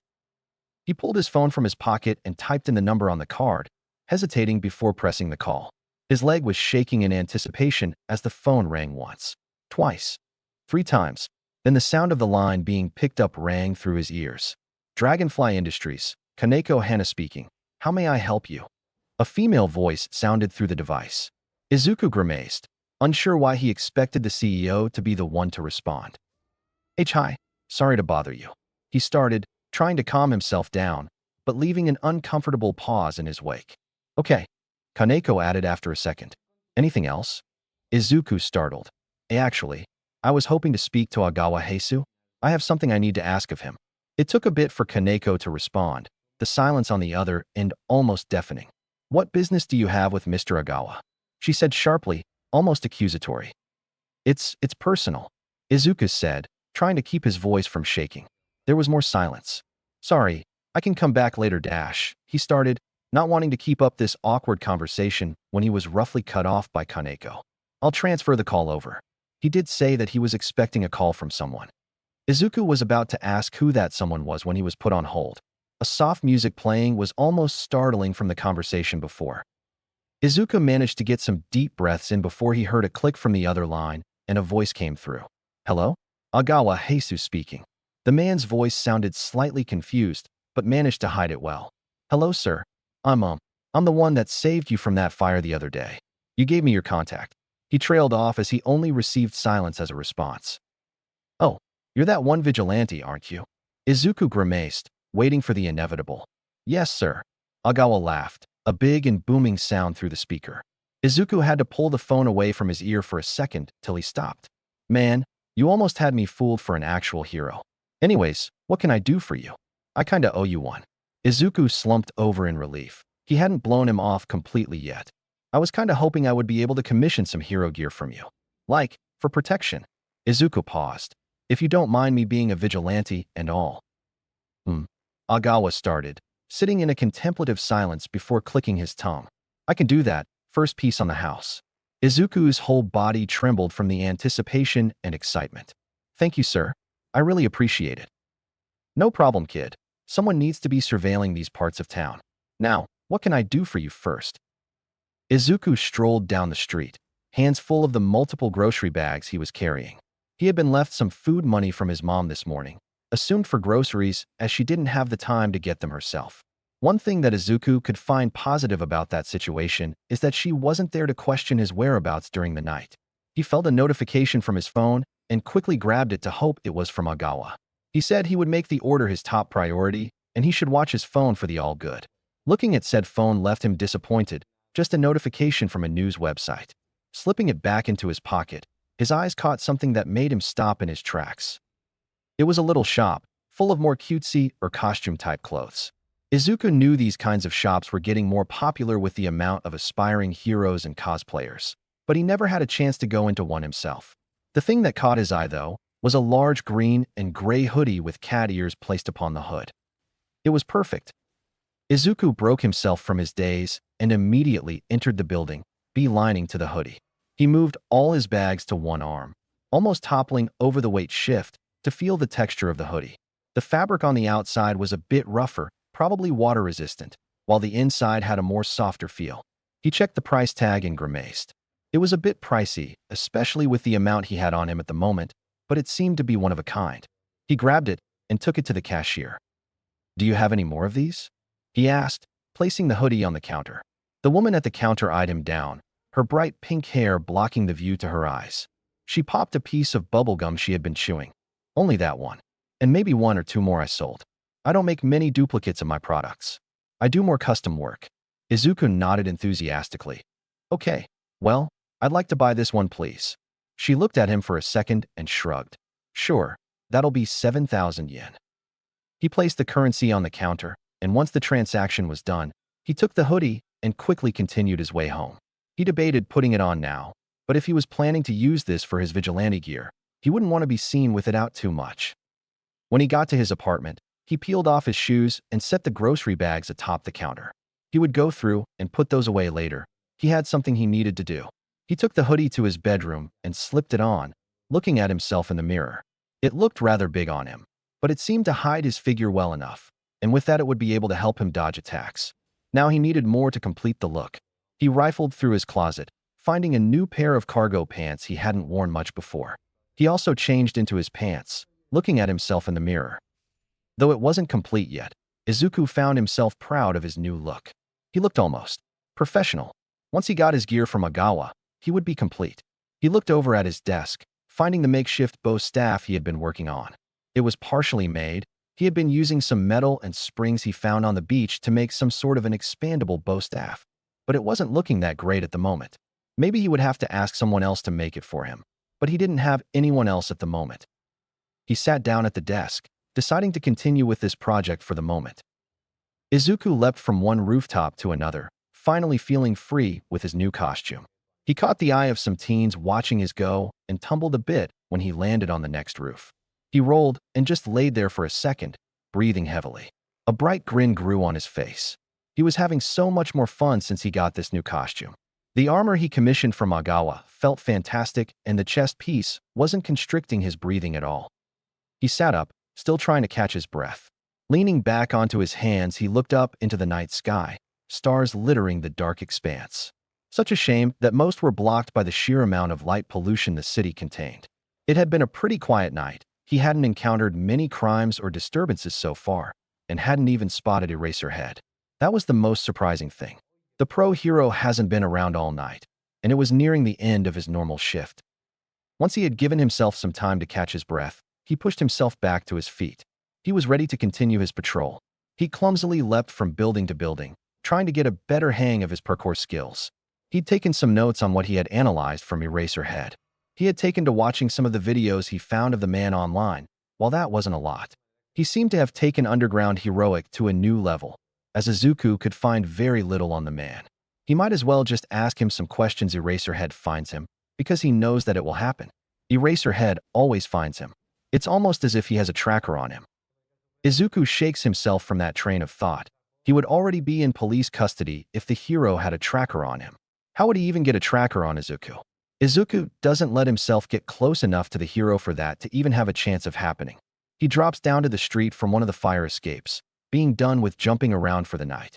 He strolls down the street for a while, eventually showing up on the beach.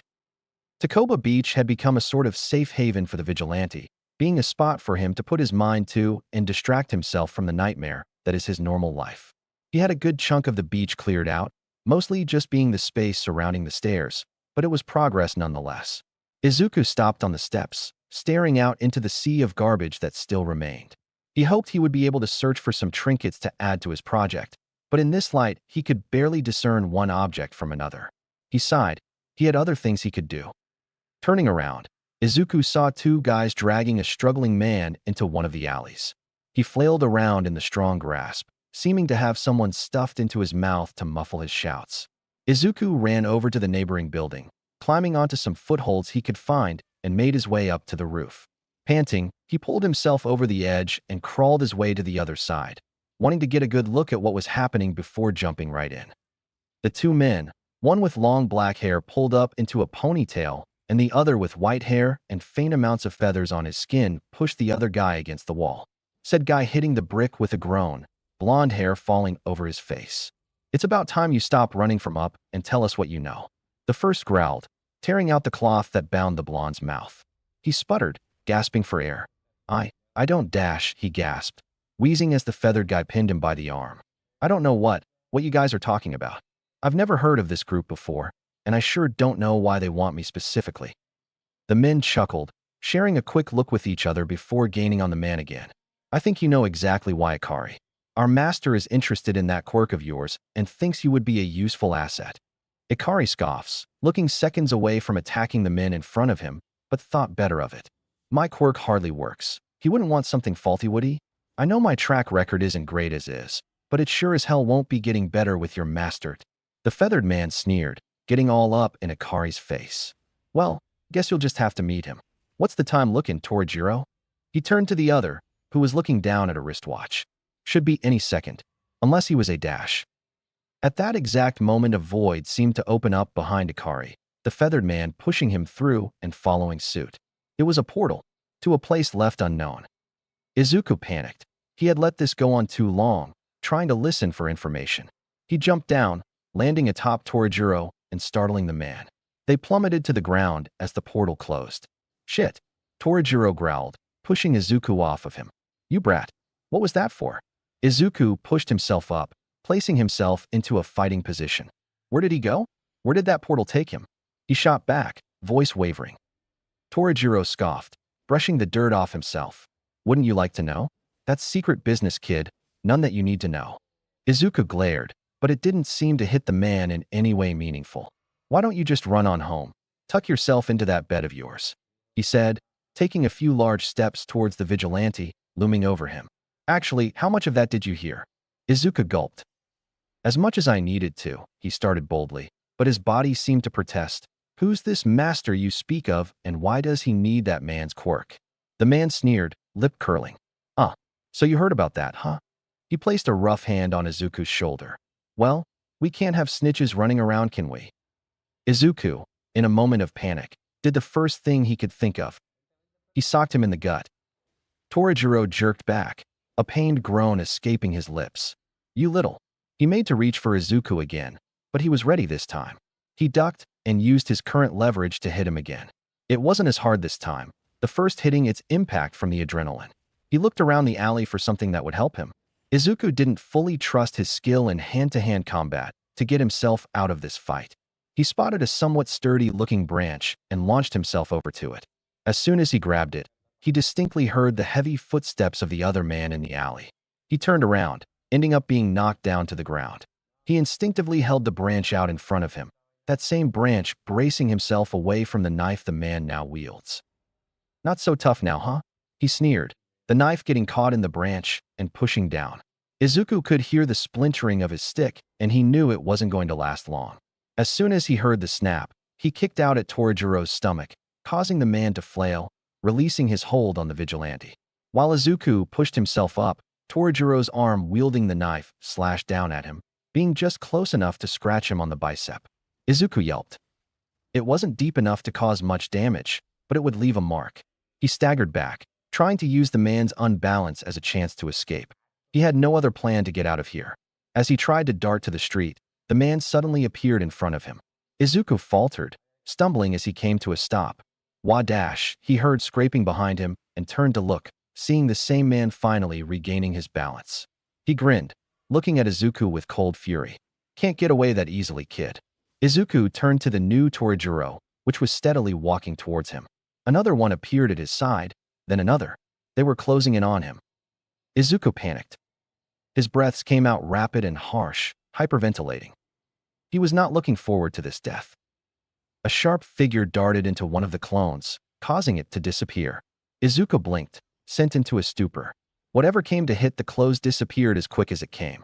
A new clone seemed to retake its place, only to be taken out again. Izuku looked around, finally settling on a shape atop the building. Eraserhead. The man jumped down, landing on one of the clones. The clone immediately disappeared. They're not real, the man said in a hushed whisper. There is only one here that will be able to actively hurt you. Our job is to find that one and take him out. Izuku nodded, breathing out a sigh of relief. Eraserhead shot out his capture weapon to one of the clones. Seeing it disappear caused him to change his focus. Izuku tried to follow suit, launching himself at some clones and coughing away the cloud of smoke they left behind. There was a yell of frustration behind him. Seems Eraserhead found the real one. Izuku turned around, finding Torajiro holding the hero in a headlock, knife pinned to his throat. "Don't move," he growled. The hero in his grip looked passive. Izuku wanted to rush forward, but the hero shot him a look to stay put. Eraserhead grabbed Torajiro's arm, the one holding the knife, and pulled the man entirely over his shoulder, slamming him into the ground. He pinned him down, holding his arm behind his back as he used his quirk on the man. All of the clones left in the alley disappeared at once. Izuku let himself have a moment of relief, a chance to calm himself from that encounter. He watched Eraserhead strip a chunk of his capture weapon and use it to tie the man's hands together. Said man kept spewing threats and curses, but all fell on deaf ears. Once he was done, the hero dusted off his hands and stood up.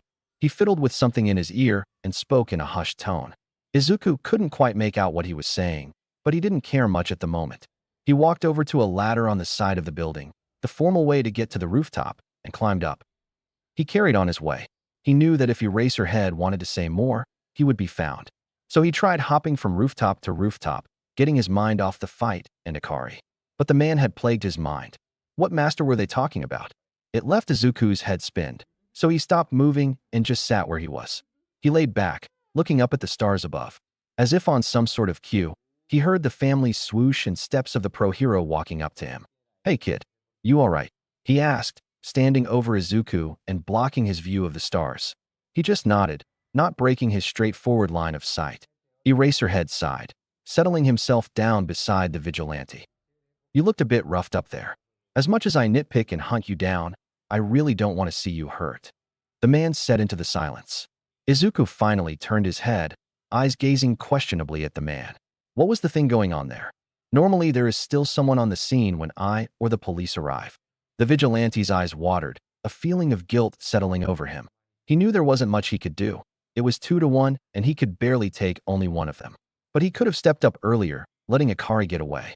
If Izuku died, he would come back. Ikari couldn't. Eraserhead spoke into the silence. "Kid?" Izuku snapped out of whatever stupor he was in. "Oh, 2 guys cornered this other one. One guy and the one they took went into a portal when I jumped in, only able to stop that last one," he mumbled, returning to look at the night sky. The hero just hummed in response, turning his head to follow the view. "You know you can't keep this up, kid. It's way too dangerous," he said in a soft voice, the softest he had heard from the man so far. "You could have gotten yourself killed today." Izuku didn't grace that with a response. He just continued to look up. Eraserhead sighed. "Well, if you're going to keep this up, can you at least give me a name to work with? I can't just keep calling you kid." Izuku turned his head, as if in thought. He already had his vigilante name in mind, ever since he got that hoodie. Black Cat, he paused, Cat for short. No one would know the true meaning behind it. He had chosen the name and overall theme in relation to his quirk. The way he was able to come back to life reminded him of a cat's 9 lives. So he ran with it. Eraserhead looked over, seeming to analyze the boy beside him before nodding. "All right, Cat, I can work with that." He then quietly pushed himself up, gazing down at the vigilante. "I need to continue with my patrol or get home. Can I trust you to be able to get home safe?" Izuku pushed himself up into a sitting position. "Yeah, I'll be fine, Eraserhead." And with that the hero left. Izuku's new name seemed to spread like a wildfire. It had shown up on some papers and news articles, and some of the people he came across while on patrol called him by his name. It was kind of exhilarating. He actually felt like a real hero, rather than some faceless, nameless vigilante. But this wasn't the only thing on his mind. He had been in a brain fog ever since he saw that man and Ikari go through the portal, never to be seen again. Izuku had even seen Ikari's missing notice in one of the newspapers he brought in. He had been on his way home, grabbing the mail from the apartment lobby when he found it. He almost dropped everything then and there. The paper didn't mention much of a quirk, so Izuku didn't know why the master had wanted him in particular, but he would research it. His brain constantly looped back to one man, no matter what trail his thoughts took. The master. He had no clues or anything relating to this figure, other than he was looking into people with certain quirks that would help out some sort of cause. Possibly looking into people with a criminal background? Izuku wasn't sure. The last few nights he had been scouring the streets for any sort of information. He would eavesdrop on conversations that he thought were leading in that direction, but most leads ended up empty. But perhaps his constant stupor is what led him to his current predicament. He had actually brought some sort of weapon with him this time. He had finally figured out how to get the spring mechanism to work in his bow staff, making it more easily portable and accessible. He had gotten to test it out on one of the criminals he encountered earlier in the evening, but it wasn't much. He had also stitched up his hoodie, the tear from the cut he received looking fairly invisible. But while he was out on patrol, he had gotten caught up with a potential lead. He had followed two people down a couple blocks, trying his best to listen into the conversation. They had mentioned that this one doctor, one with a name he couldn't think of at the moment, was looking for some sort of recruits. Looking for people with powerful quirks, but will take anyone who is willing to give themselves to the cause. It was this wording that caught Izuku on their tracks. It was similar enough to whatever the other two were talking about a week ago that Izuku thought maybe they were in league with each other. Lost in his train of thought, he was distracted enough to accidentally walk into some drug deal in the middle of the transaction. Izuku froze, staring at the two in front of him. Everyone was watching each other with wide eyes. "Hey, it's that vigilante," the women shouted, seeming to be the one dealing the drugs. "Were you trying to sell me out?" She turned on the other girl, the one buying said drugs. "And no, I would never," she shrieked, dodging out of the way as the first woman tried to strike her. "You lying bitch.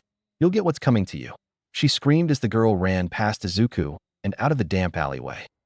"Now what you want? Trying to stop me from making my profit?" she asked, stalking closer to the vigilante. Izuku stood his ground. "And I wonder why it's the only way you can make a profit. With your attitude, I can see why no one would hire you." He snarked back. Overall, he knew it was a bad idea to rile her up, but his mind wasn't fully there at the moment. The woman snarled, launching immediately into an attack. Her arms seemed to shift around her, the skin growing harder with a jagged edge, her hand mimicking more of a blade than an actual hand.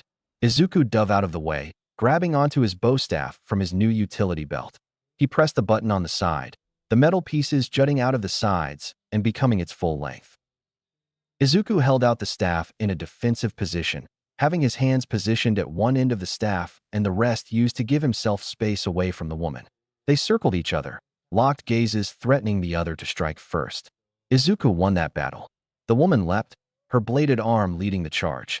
He tried to use the end, pushing her away, but the force of her larger form overpowered him. He held out his bow staff, using it as the only layer of protection from the blade. His mind flew a mile a minute, trying to find a way out of this situation. Remembering one thing from a video he studied, he twisted the metal staff to a vertical position. This seemed to have surprised the woman, because she stumbled a bit. Once he knew he was in the clear, he put all of his strength and force into smashing the staff into her nose. She shrieked, letting go of the staff's other side as a sickening crack echoed through the air. Izuku gave himself a second to look. She had put her normal hand up to her nose, blood seeping through her fingers. Her glare returned with unbridled fury, and Izuku used his staff to jab into her gut as she attempted to charge again. But she was a bit more ready. Her left hand shifted back into a normal shape, using it and her blood-covered right hand to grab onto the end and pull Izuku towards her. He stumbled, and she took the chance to slam her forehead into his. Izuku groaned, stumbling back a few steps and falling as she ripped the staff out of his hands. "What are you going to be able to do without this junk?" She tossed it off to the side, now looming over the vigilante, a dangerous look in her eyes as her whole face was covered in blood. Izuku whimpered. The bow staff was only a few inches away from his hand. He would be able to grab it if he really reached for it. The woman's left hand shifted again, shifting and growing until it became a metal spike. Izuku vaguely scooted to the side. She would know he was trying to escape, but there wasn't much he could even do in this scenario. His finger barely grazed the metal edge of his handmade weapon when she struck. He shrieked in pain as the spiked hand embedded itself into Izuku's abdomen. He could feel it tear through his skin and muscle, the metal making a clinking sound on the ground below him as it fully impaled him. Tears ran down his cheeks, breaths coming out in rushed huffs. He fiddled the bow staff closer to himself and grabbed it with his hand. He kicked out at the woman's knee, trying to distract her in some way. She growled slightly, leaning in even more. He pulled his other arm across his body, grabbing onto the staff. With all of the pain and adrenaline coursing through his body, he swung the metal staff into her head, an almost soul-crushing noise releasing from her mouth as she flew off of him. The spike being torn from his side caused a whole new wave of pain. He sobbed, pushing himself up to get a look at the woman. She lay limp on the ground, blood pooling around her head. He wasn't sure whether he cracked her skull or it was just her broken nose. He wasn't sure if he wanted to figure that out. Hand trying to cover the gaping hole in his side, he shrunk down his bow staff, stuffing it back into his utility belt. He had some cloth that he was going to use for tying up any criminal he came across, but he was in desperate need right now. He took the cloth and wrapped it as tightly as he could around his abdomen, but it wasn't long enough to do multiple layers. Once he had it tied, he looked around and spotted a smartphone laying on the floor. Probably the women. She had likely dropped it during their fight. He limped over and picked it up, dialing up the police department. 110, this is Detective Tsukachi speaking. What can I help you with? Izuku froze for a second, trying to figure out where he was. Block 5, street in front of the old department store. He managed to get out, his voice strained and laced with pain. Wadash, he cut off the detective. Got into fight, someone here injured, drug dealer. And with that he ended the call, tossing the phone back down to the ground. He left the alley, slowly trudging his way back home. He was distantly aware of the blood still seeping from the wound, no matter how much pressure he put to cover it. His brain was mostly fogged by the pain, adrenaline being the one source to keep him going. But he knew it wouldn't last long. His staggered walking turned into a painful drag as he used buildings to support himself. His breathing came out even more heavy, raspy gasps resolving from his throat. He managed to turn around a corner and into an empty alley before he collapsed. He fell to the ground with a thump, not being able to even push himself back up. During the fall, his bandage had torn, more amounts of blood waterfalling out of the open wound. Izuku sobbed, pain racking over his body as he laid in a pool of his own blood. He hoped this death wouldn't be too painful. Chapter 6, Uncertainty. He had gotten the call just as he left for patrol. He answered as soon as he saw the caller ID, Detective Tsukachi. It seems your vigilante got into a bit of trouble, Eraserhead. The detective said, not bothering for an actual introduction. What happened now? He said, voice steady in opposition to the rapid beating of his heart. You might just want to come and see it for yourself. Shuta's mind went to the worst. The kid was dead. On my way, Tsukachi. He ended the call as quickly as it had started. As he leapt from building to building, his mind flooded with images of a school friend, of a hero gone too soon, of the crushing rubble and the body trapped underneath. He could immediately see he had arrived on the scene based on the cop car and paramedics talking down on the street. Shoyuta jumped down, landing softly on the asphalt below. He walked over to the bland-looking detective, standing next to him to get a view of the scene. A nasty fight had taken place here. There was blood splattered all over the alley, from the brick walls to the concrete street. His eyes finally spotted the paramedics lifting a body onto a stretcher, and Shuta's heart leapt to his throat. He attempted to rush forward only to be stopped by Tsukachi. Not your kid, Aizawa. The paramedics moved just in a way that gave space for Shoyuta to see the body. The body on the stretcher was a woman with dark hair and her hand in a weirdly shaped position. It looked more of a spike than a hand. Not his vigilante. He let out a visible sigh of relief. He called me from the phone over there, Tsukachi said, motioning to the phone lying on the ground. Said that there was a fight and someone was injured. It really seems she took a beating. The two watched as they put her on a stretcher and into the ambulance that had arrived. Her hand that was formed into a spike was covered in newly drying blood. Shoyuta took a look around the alley again, eyes stopping on a large puddle of blood, with a trail leaving the alley. He knew that the blood couldn't be the woman's, so there was only one other option. Black Cat. I'll be back, Tsukachi, he said, following the trail with haste. It led him down a few blocks before turning into another alley. Looking in, there was no body, just a still wet pool of blood in the middle of the street. There were small footprints leading away, but even those didn't last long. Someone who had lost that much blood shouldn't have been able to get away unscathed, but the evidence told him otherwise. He could only hope that the kid made it out alive. Midoriya Inko was a busy woman. Being a single mother with a low-paying job trying to take care of her only son was a lot of work. She spent most of her time working at the hospital. Her job as a nurse required a lot of her attention. She hoped Izuku didn't blame her for it. She didn't get a lot of money from said job, so she wasn't able to be at home much, and when she was at home, she spent that time asleep. She missed seeing Izuku.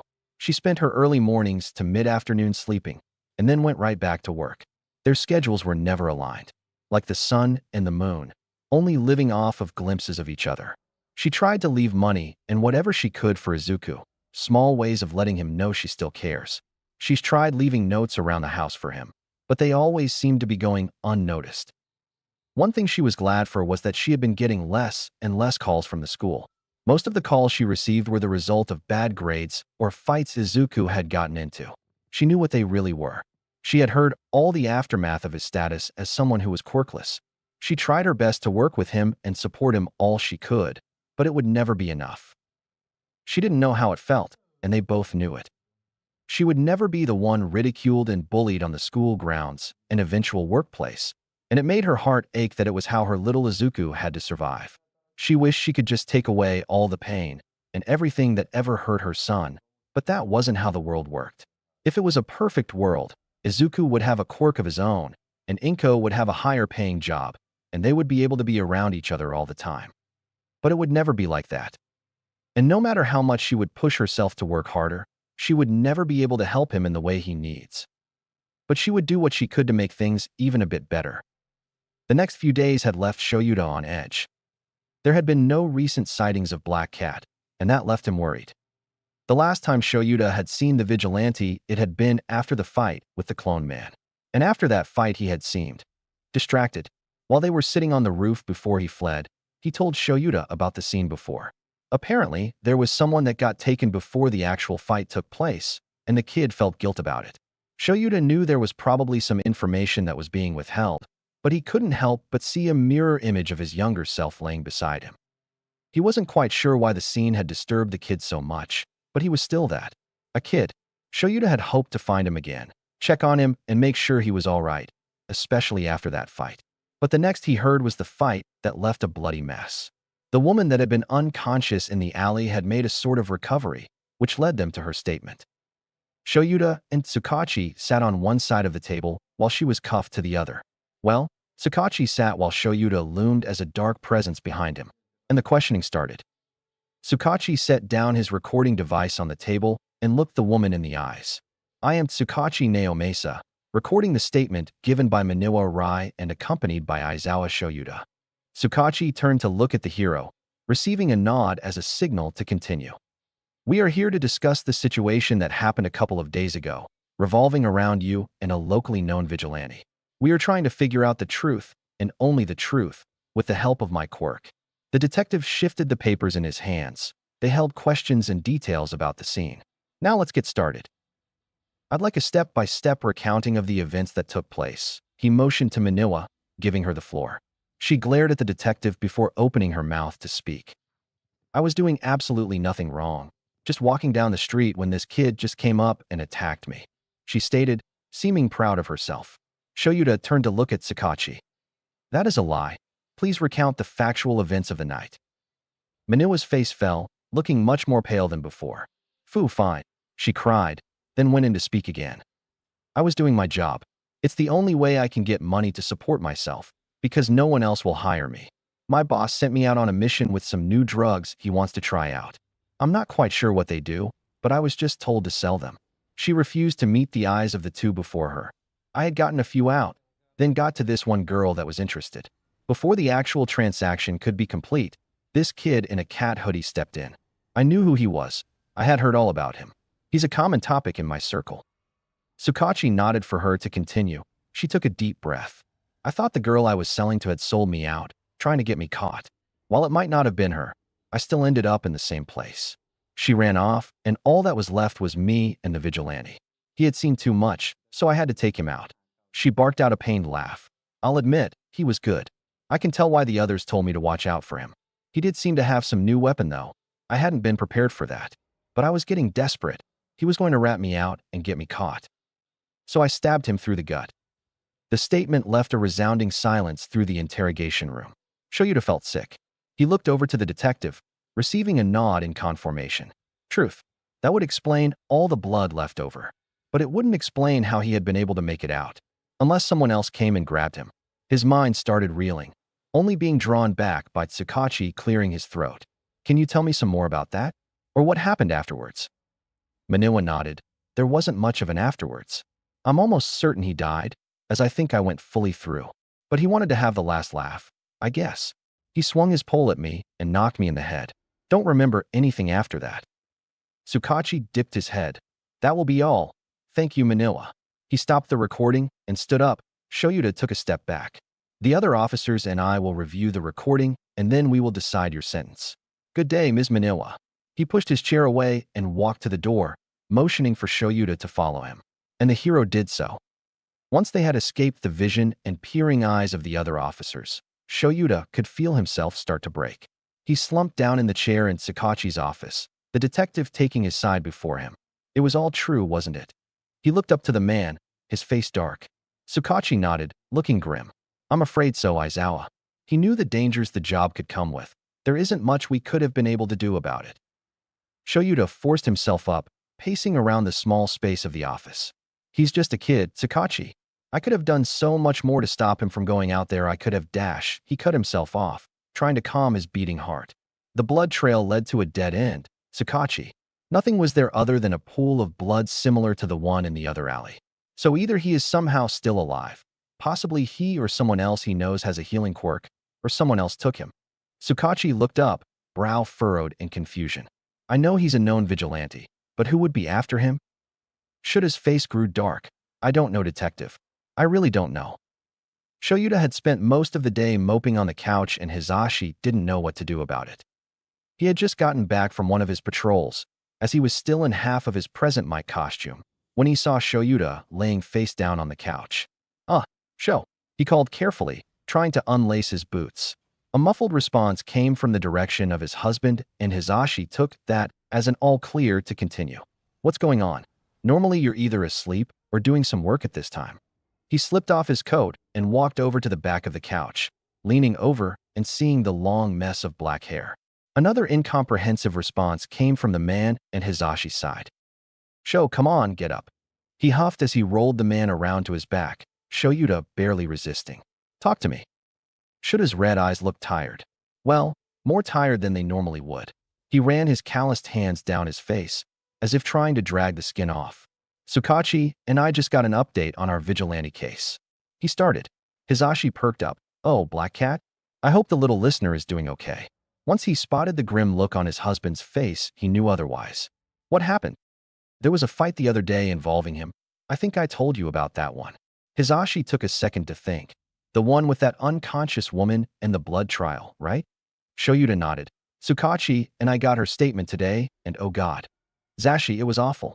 The way she talked about it, like someone just talking about the weather. Hisashi moved himself around the couch, moving Shoyuta so he could sit next to him. He wrapped his arm around the other's waist. Oh, Sho.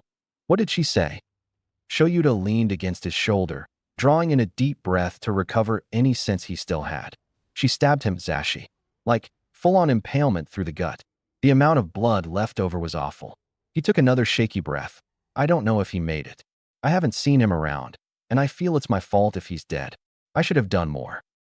Hisashi drew him in closer, planting a kiss on his forehead. No, Shoyuta, it's not your fault. He could be healing himself right now. You said that there was no body there, right? Maybe he's got some sort of healing quirk, and he's all fine. If he were dead, we would have missing posters to go off of, especially for someone that young.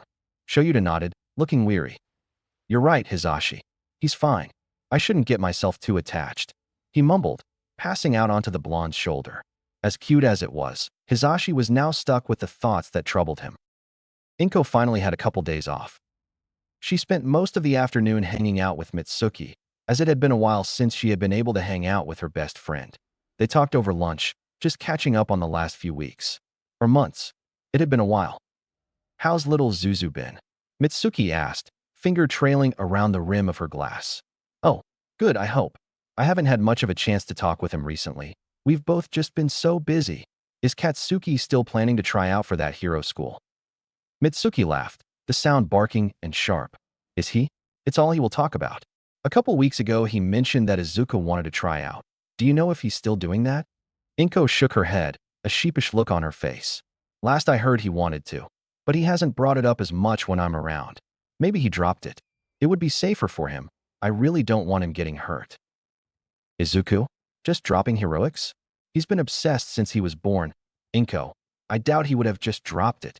Mitsuki reasoned, face looking confused. I don't know Mitsuki, she started. Maybe he's found something better. Safer, you know? I'm sure you worry about Katsuki all the time. The blonde chuckled, ducking her head. Got me there. Always worried he's gonna do something stupid and get himself killed. I can only hope I taught him well enough to use his head. Inko giggled, taking a sip of her drink. I'll talk to him about it tomorrow. I plan to try and spend some time with him before and after school. It's been a while since we had a good chat. Mitsuki shot her a grin. There you go. Anyways, it's been a good time. Hopefully I'll see you again soon. Inko nodded enthusiastically. Always Mitsuki. Getting home at a normal time wasn't ordinary for Inko. She would usually get home around midnight or later and just crash. But it was roughly 10 p.m., and she was bringing home some leftover Chinese food for both her and Izuku. She didn't expect him to be awake, knowing it was a school night, so she didn't bother going in to check on him for a while. After she had gotten herself ready for bed, she walked over to the All Might-themed door and slowly pushed it open. The room was mostly dark, other than the table lamp at the bedside. It illuminated both the bed and the window. Izuku's bed, which should have been holding said boy, was empty. Inko thought of all the different reasons as to why he could be gone. Maybe he was hanging out with a friend? She hadn't heard anything from Mitsuki, so he might not be with Katsuki. But sometimes they would disappear together. Or maybe he was out with some new friends. Oh, that would be wonderful. Leaving her worries on that note, she closed the door and moved herself to her own room. She slipped under the covers and quickly fell asleep. A soft smile adorned on her face. Chapter 7. New Light. This time, when waking up in the morning, he expected the pain. He peeled himself from his All Might-themed bed sheets and stretched, popping his back and wringing his body of any kinks and sores. Izuku's hands shook like he had chills, but he knew that wasn't the case. In opposition, he felt sweaty and hot. That didn't stop the coldness collecting in his chest, but he figured it might just be a byproduct of his quirk. Pushing himself from his bed, he caught a glance of himself in the mirror. His hoodie was torn, but luckily not too damaged. The same could not be said for his shirt. There was blood staining the area around the wound. The cloth trying to suppress it didn't do too much. He unwrapped the binding and stripped himself of his shirt, trying to get a good look at the wound. While it was only a few hours after the event, the wound looked as if it had been closed and healed. The only mark remaining other than some dried blood was a large scar. Sure, there was a soreness in the area, but that was all he could really feel. Checking out the rest of his body, he also noticed that some of the other cuts he had gained over the past few days were healed up too. It was impressive, considering that he had been impaled just the night before. And now he had to get ready for school. Izuku was almost glad he died, as this was much easier than having to hide a gaping hole in his abdomen from the rest of the student body. If the wound didn't kill him, his bully sure will. He resolved to put on his Aldera uniform, still working on stretching himself out as part of his morning routine. After grabbing his backpack and stuffing it with all his notebooks that were strewn around his room, he opened the door only to hear some noise from the kitchen. He stopped. He was supposed to be home alone right now, or his mother is normally asleep at this time if anything. And he knew that almost nothing would wake his mother. He crept his way along the hallway, trying his best to keep himself quiet. Turning the corner, he saw a short woman with green hair very similar to his own. "Mom?" he asked, voice filled with confusion. "Oh, Izuku." She turned, startled. "I didn't hear you come in. Go on, sit down. I've got breakfast almost ready." He waved him to the table set for two. Izuku blinked. "What are you doing here?" "I mean, Dash," he flailed. "Not that I don't want to see you, just you're normally not here this early." Inko smiled. Turning off the stove, she had something sizzling on. "I have a couple days off, so I figured I'll spend some time with you today." She put some bacon on plates she had already sitting out, each occupying 2 fried eggs each. It was more effort than anything Izuku had done for himself. He could feel his eyes get heavy as he took a seat at the table. His mom set the plate on the placemat before him and took the seat across the table. "It's really good to see you, Izuku. It's been so long since we have been able to talk face to face." She laughed, a small sound. The smile on her face looked sad. Izuku averted his eyes, slowly getting into his meal. He tried his best to push down any resentment he had for the woman, only leaving himself to feel guilty that he had those feelings in the first place. "So, did you get a promotion? Or just some days off?" "Just some days off, dear. I'm trying my best to get that promotion. It's almost like they don't want me to have it." She chuckled. "Anyways, how has school been?" Through the food in his mouth, he replied. It's been fine. Nothing much going on other than applying to high schools.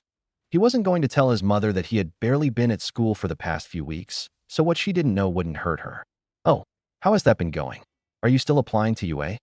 Izuku grimaced. Oh, no, I dropped that one. I don't want to be a hero anymore, Mom. Even just the admission hurt. It wasn't entirely true. He didn't have a chance of becoming an actual pro hero while he was known as a vigilante. His mother's face fell.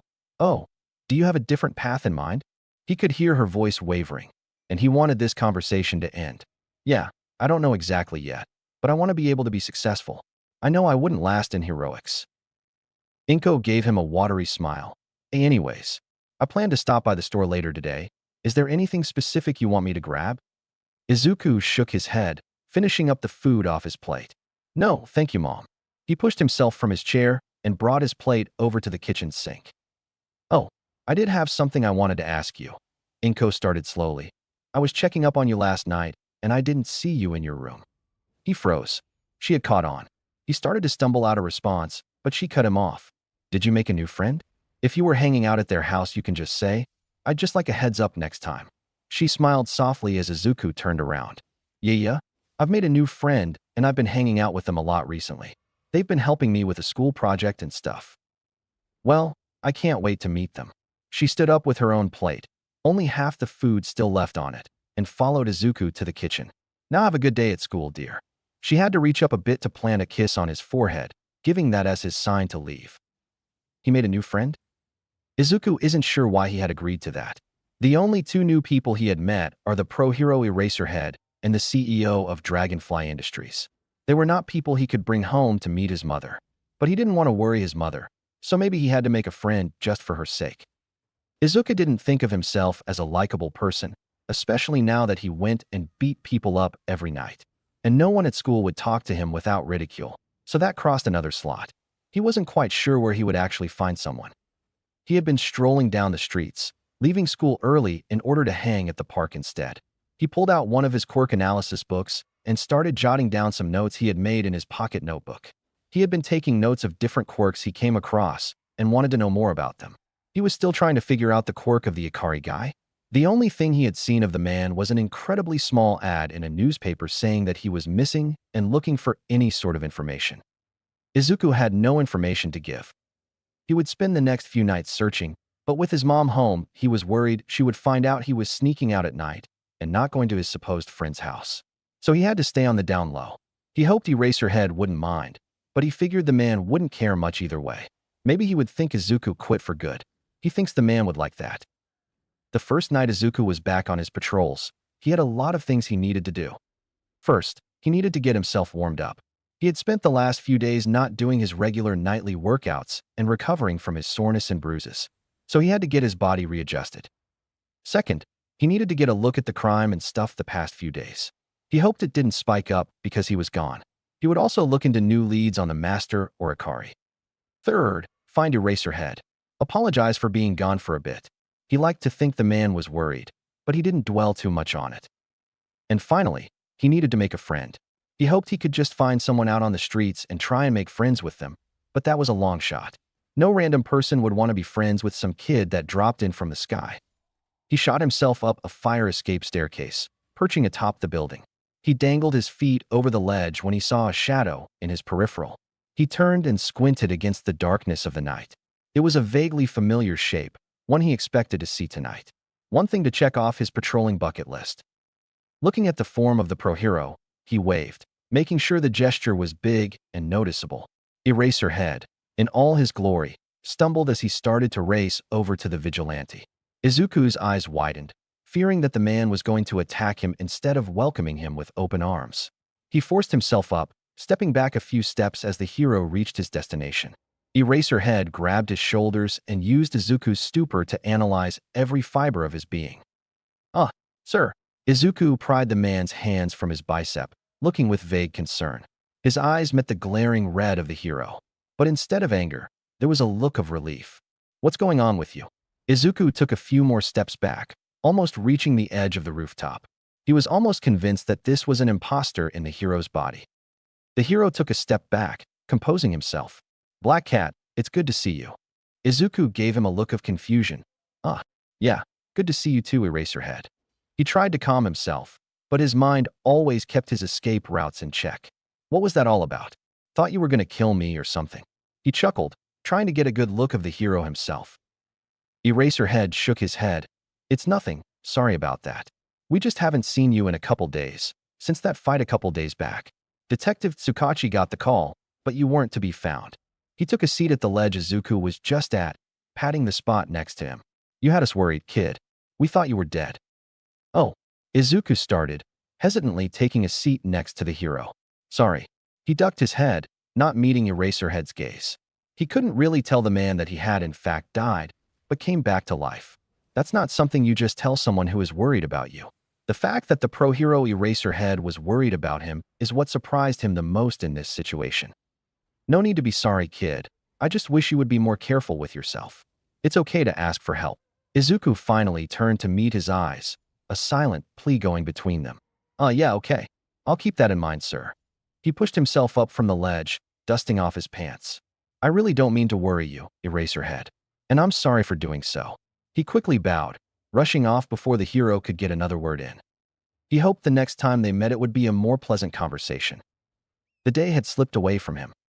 Izuku had spent most of his weekend working away at the piles of garbage on the beach, and he hadn't realized that the sun was already setting.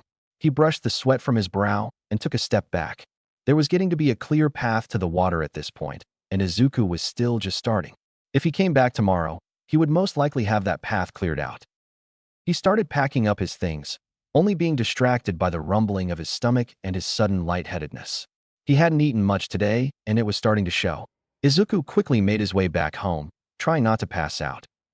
Slipping off his shoes as he entered the house, he beelined to the kitchen, grabbing some leftover katsudon that his mom made him the other night when she was here. He put some in the microwave to heat it up, then leaned on the counter to look at some recent news. He had mostly been looking for the overall crime rate, but that wasn't something you could just find on the front page, so he searched for missing persons reports instead. There had been no updates on Akari's case, but Izuku was looking for cases that could possibly be similar. He had been lost. There was nothing he could find that could lead him to helping the man or getting him back. Hell, he still didn't know what kind of quirk he had that the master had supposedly wanted so much. Maybe he should ask Eraserhead about the clone guy next time they meet. Maybe he'll have some sort of testimony that was given. The microwave dinged, and Izuku quickly pulled out his food. He scarfed down as much as he could before turning to his room and changing into his vigilante gear. He had things to do tonight. While he might have said he had things to do, he really had nothing. The streets have been quiet, and it's like Izuku wasn't there at all. There was no one for him to help. He spent a lot of his night just loitering on some roof and working on some classwork. He wasn't even sure he was going to turn it in, but he liked learning anyway. He had been finishing some of his math work when he heard a scuffle from a few streets away. Izuku shot into action. He packed his work back into his backpack and made his way to the scene. Dropping his bag, he looked down onto the street. He shielded his ears as he was bombarded with a cacophony of sound. It was sharp and loud, like some sort of superpowered shriek. Once the noise died down, Izuku looked down again. Some shorter woman with long white hair had cornered a very particular-looking teen. His hair was a messy patch of purple, a predominantly tired look in his eyes.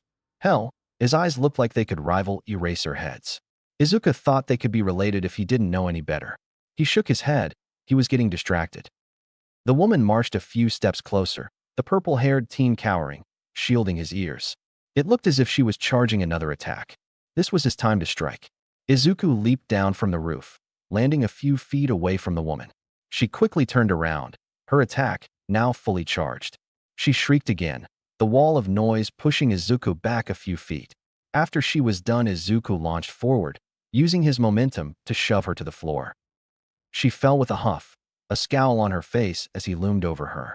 The purple-haired kid stepped forward, putting a hand out to get Izuku to pause. "Hang on a sec," he said, his voice low. Izuku stared while the teen said something to the woman. "Not all powerful as you like to think, huh?" Snark laced his tone, face growing into a grin. It was almost impossible to see this as the same guy who was cowering just seconds before. "I'll show yo dash," she snapped, suddenly stopping mid-sentence. Her eyes fell blank. "What happened to her?" Izuku asked, gaze still locked on the teen in curiosity. It's my quirk. Sorry, I figured you'd like some help." but I'm sure you had it covered. He scratched at the back of his neck. Anyways, step back for a second. Izuku heeded his warning, trying to figure out this guy. He turned his focus back to the frozen woman on the ground. Get up and keep your hands pinned behind your back. Izuku watched in astonishment as the woman did just that. Wow, this makes my job a lot easier. He flashes a grin towards the other kid, but quickly realizes that he couldn't see it with his mask on. He fished out some zip ties he had found at the beach, using them to bind the woman's arms together. But it seemed the movement of him jostling her arms caused her to snap out of it. She startled, surprised to find herself bound. She glared at the two of them. You know I can still use my quirk, right? Nothing is stopping me right now. Izuku turned as the purple-haired teen stepped forward, somehow gaining a cloth in his hand. Thank you for reminding us. We greatly appreciate it. He used the cloth to gag her, binding her mouth shut. She flopped down in defeat. The human embodiment of insomnia turned around, facing Izuku with a sheepish grin. Thanks for helping me out there. I wasn't quite sure what to do. The vigilante shook his head, putting his hands up to push away the thanks. No, thank you. Your quirk really helped me out there. With the criminals I've been fighting, it was a breath of fresh air. He laughed. The teen just looked at him owlishly. How many people do you fight on a daily basis? Izuku shrugged. It really depends on the day. On days like today, this was my only case in my entire patrol. Some days it can be fight after fight after fight. The purple-haired kid grinned again. Has anyone ever told you just how cool you are? He held out a hand to the vigilante. I'm Shinso, at your service. Or just as a friend, I could use some friends. Just as Shinso started to take his hand back awkwardly, Izuku took his hand, matching the grin. Black Cat, I think I could use a friend too. Once the police had come to retrieve Shinsu's statement and the woman they had bound, the two walked down to the park to hang out a bit. Sue, what caused you to start this whole vigilante business? Shinso asked, hands resting in his pockets as they walked side by side. Izuku fidgeted with his hands. It's a rather long story. Harsh words from one person, dreams crushed from another. Same old, same old. The taller teen looked at him with a raised brow, but decided to not question it. Fair enough. I mean, you seem to be doing well at it. He stopped, still as if frozen in the moment. Izuku stumbled, not expecting the sudden stop. Shinso? What happened? A large grin grew along the other's face, looking almost devious. You are basically a hero, right? You've got a bunch of fighting experience and stuff. Shinso started, regaining his pace with Izuku. I'm planning to apply for UA, but I have no experience with physical combat. I only rely on my quirk. He ended, looking sheepish. He hadn't quite explained what his quirk was, but Izuku was determined to figure it out. He was intrigued. I can try and train you. I'm not sure how much help I'll be, but I can be a stepping stool of sorts. Izuku offered, enjoying the way the others' faces seemed to brighten. I can probably also get some insider info, he added, leaping to stand on a bench they were walking past. I know a pro hero that works as a teacher there. Shinsu's eyes widened. Really? The monotonous tone in his voice made it hard for Izuku to tell if he was being sarcastic or not. But he continued anyway. Yeah, some days I spend a good chunk of my patrols with this underground hero. He goes by the name Eraserhead. Shinso stopped a second time that night, mouth agape and eyes wide.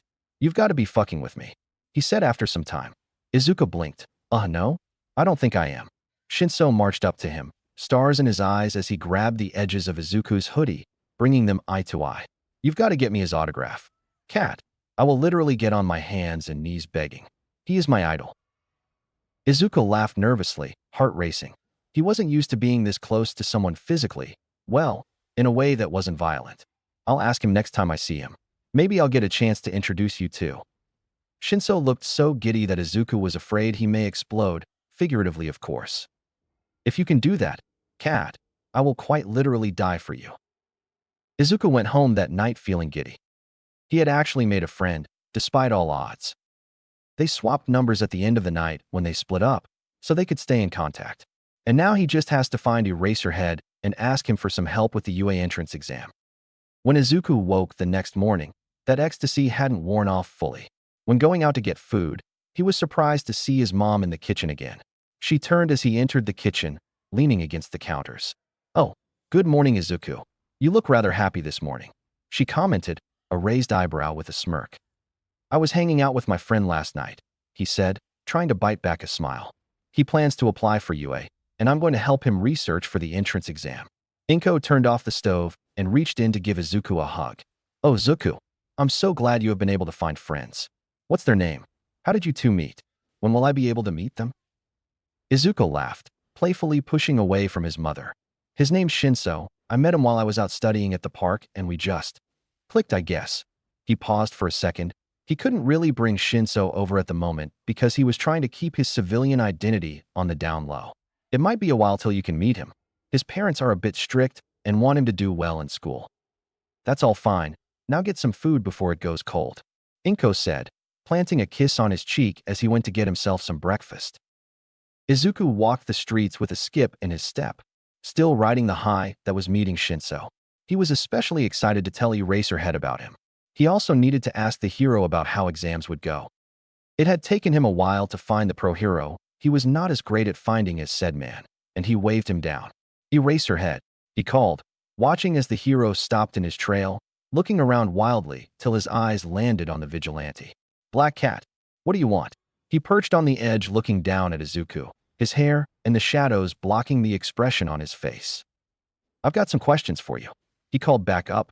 Looking around the side of the building, he saw some things he could use to climb to the top. Hang on, I'll be up in a second. He dashed to the side as Eraserhead made some sort of response. He leapt on top of a dumpster and launched himself into the air. He latched onto a small balcony outside of someone's windows and used it to pull himself up. He huffed at the amount of exertion he was putting his body through, but suddenly something grabbed him around the middle and he was being lifted up. He sat stunned as he was floating in the air. Then he looked to see that Eraserhead's capture weapon had caught him and said hero was pulling himself up. Izuku looked sheepishly at the man as he set him down and released his weapon. Izuku stood up and brushed himself off. Anyways, I had a few things I wanted to talk to you about, if you are free. Eraserhead sighed, but Izuku could see the fond smile on the man's face. If you insist, kid, I don't have much going on. The two, vigilante and hero side by side, sat on the ledge looking over the streets as Izuku recounted his experience from the day before. So, I leapt down to save this kid, because he was in trouble. Then the lady turned and used her quirk on me instead. And after that, the kid used his quirk on her instead. It seemed to be some sort of mind control type thing. It was really cool actually, but he didn't give me much info on it. But, after we had her detained and the cops took her away, me and him just took a stroll through the park. Izuku rambled away, hands unconsciously being used to further any point he made. Eraserhead gave him a small smile as he watched the kid in silence. So, I made a new friend last night, which was a surprise for me because no one usually wants to be my friend. My mom was also really excited. She doesn't get to hear me talk about my friends that often. Eraserhead nodded. That's great, kid. I'm proud of you. Izuku shot him a bright smile at the praise. Also, had something I needed to ask of you. You're a teacher at UA, right? Eraserhead quirked an eyebrow. I am. What about that do you need info on? Oh, I was wondering if you had some insider info on how the entrance exam would work. The hero looked at him in surprise. Well, the hero exam tends to change each year, and I'm not allowed to give the test beforehand. But I do know that it favors those with more physical quirks, or more highly powered ones. Izuku nodded for him to continue, trying to latch on to any information he could get. I didn't get in on my first time. I was actually put into the general education class first. I used the sports festival to get myself switched into the hero course. Whoa, I didn't know they could do that. Izuku's mind raced as he thought of possible scenarios and what would best help Shinso. Thank you, Eraserhead, sir. I really appreciate it. No problem, kid, Eraserhead added, his eyes holding a look that Izuku couldn't quite discern. And feel free to call me Aizawa, or Shoyuta if you are really feeling it. If you need any training help, you can always reach out. I'll teach you all you need to know. Chapter 8, Burnings. Bakugo Katsuki was an asshole. And he knew it. Ever since he had been caught in that sludge villain attack, he had taken the time to reconsider his actions. It had changed him, in a way, one he wasn't quite sure how he felt about. He became almost paranoid. He refused to spend too much time alone when out in public, but when at home, he would shut himself away into his room for hours at a time. He thought about working on some of his schoolwork, but mostly spent the time just laying in his bed looking at the ceiling. The attack had caused him to change his entire worldview. Katsuki thought he was going to die, and the heroes did nothing about it. They all sat back and watched, making a spectacle of his pain. He remembered the humiliation he felt, his own tears burning his skin as he fought to breathe. But one person had actually come to help him, and his savior was someone he wished he would never have to see again. Deku. Midoriya Izuku.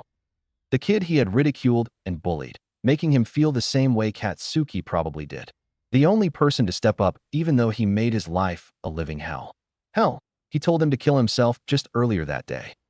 And Katsuki hated how that made him feel. He hated the guilt that ate through him like a pit in his stomach. He didn't deserve to feel guilt after all he had done. His spiraling thoughts caused frustrated tears to spill from his eyes. He forced his palms into his eyes, trying to stop himself from crying. As it proved to be inefficient, he screamed and threw the pillow he was lying on at the wall. He watched as the pillow hit one of his All Might posters and fell to the floor with a thump. The All Might poster. It had been one he and Deku got together when they were younger. He wondered if he still had the same poster, but pushed the thought out of his head. They had both met their idol on the same day. While Deku had been the one to help him in the first place, All Might was the one who actually freed him from the attack. He would never let anyone know, but he had overheard the conversation Deku had with All Might. He had heard the soul-crushing words come from the hero's mouth and hit their mark. And Katsuki agreed. Deku couldn't be a hero.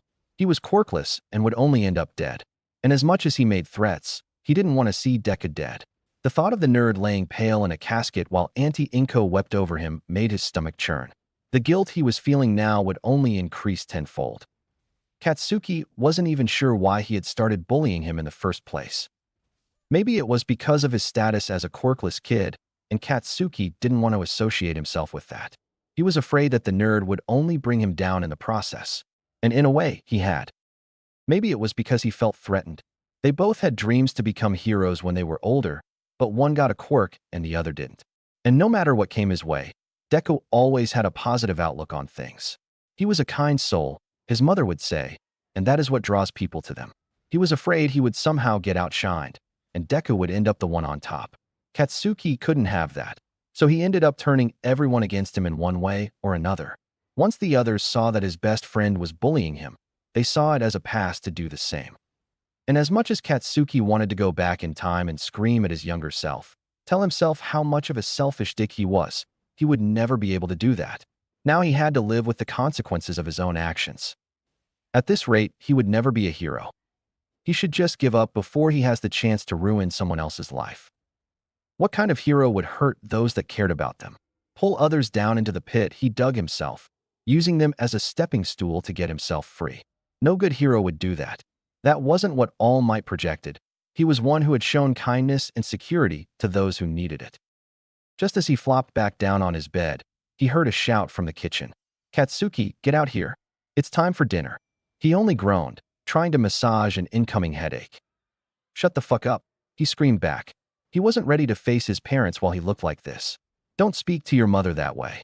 A more timid voice called out, but Katsuki didn't bother giving him a response. He just continued to stare at the ceiling, ignoring any talk from outside his room. This was his grave, and he was going to rot in it. Katsuki woke the next morning with bleary eyes. His stomach growled as he realized he fell asleep before he had the chance to actually go and grab dinner. He looked over at his alarm clock, realizing that he was a whole 30 minutes early, and he was going to make good use of his time. He took a quick shower, getting himself ready for the day. Once he got himself fully ready, he walked to the living room to get some downtime before he walked to school. Instead, he found his father sitting on the sofa and sipping his coffee. He turned to look at the blonde as he entered the room. "Good morning, Katsuki. Did you sleep well?" Katsuki only huffed in response, flopping down onto the couch next to him and kicking his feet onto the coffee table. His father pushed his legs off. "You know your mother wouldn't like that." Katsuki ignored him, but didn't make a move to put his feet on the table again. "Kats, we've been worried about you. Why don't you tell us what is going on?" His father pleaded, but Katsuki turned away. He didn't want his father to see the tears staining his eyes. "Whatever. I'm fine." He shot back, pushing himself off the couch. Katsuki decided that he needed an early walk. By the time school started, Katsuki had been there for at most 30 minutes. He managed to get there at a time when some teachers were able to let him into the building. He stalked directly to his homeroom class, shoving his bag to the floor and sitting himself in his chair. He propped his head on the desk and shut his eyes. He wasn't able to sleep, but he left himself to his thoughts. His mind swirled as the steady sound of footsteps trailed in and out of the classroom. Even with his rapidly degrading hearing, he could recognize each pair of footsteps as they entered the classroom. There's Tsubasa, Tatsuya, and Hamacho. Then the teacher, Mr. Kotoku. There were some unknown ones, but he figured they were friends of those in this homeroom. By the time that class started, there was someone that he could not hear. Deku. While Katsuki noticed that the boy had been much more quiet recently, it was still weird not being there at all. Said boy hadn't been present very much the past few weeks, and Katsuki wouldn't say he was worried, but it was something that caught his eye. He lifted his head as the teacher called the class to attention. The empty space behind him was loud, but no one else seemed to notice. It made Katsuki much more on edge than he had been. Minutes ticked by, still no appearance. But Katsuki thought that Deku had every right to not show up to school.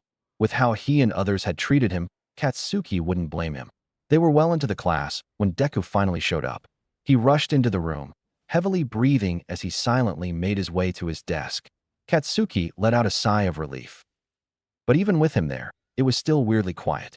He resisted the urge to turn himself around, because he began to wonder if he had imagined the nerd actually entering the classroom. But out of the corner of his eyes, he could see some people across the classroom pointing and snickering to a spot behind Katsuki, so he figured he wasn't being delusional. Hearing the faint chicken scratch of Deku's pencil reassured him. He found it hard to focus during the entirety of the class period, his mind preoccupied with every thought that he had in the past month. Should I thank him? Interrogate him? Why did he save me? After all I've done, I definitely didn't deserve it. But thinking back, Katsuki realized why he must have done it. It's something he's known his entire life. Deku was someone with a kind spirit. He would run in to help anyone if they needed it. And while Katsuki always aspired to be a hero, Deku had the hero's spirit.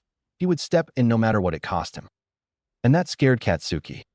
Because if he bullied and harmed the perfect hero, wouldn't that make him the villain? And if he continued, he would never make it down the path of redemption. These thoughts had plagued him since the attack, making him reconsider all he had ever thought and done. He couldn't just apologize, could he? He would need to make a bigger gesture of peace if he wanted that done. But he didn't want to embarrass himself, doing that in front of the whole school. Katsuki had also gone to avoid directly involving himself in the bullying. But it didn't really make anything better. People kept giving him weird looks when he would ignore them or the confrontation in general, so they amped it up instead. His old friends stopped hanging around him too, as he had gotten into a habit of snapping at them, and not in his normal way. He was snapped out of his thoughts by the lunch bell ringing. The rest of his class was packing up their bags and getting out of their seats as Katsuki started putting his stuff away. He noticed a small group of girls snickering and walking over to him and Deku, but he shot them a glare. They responded with a disgusted face, but backed off, heading out to lunch. As soon as they left, Deku rushed past him and to the door, without a single look in his direction.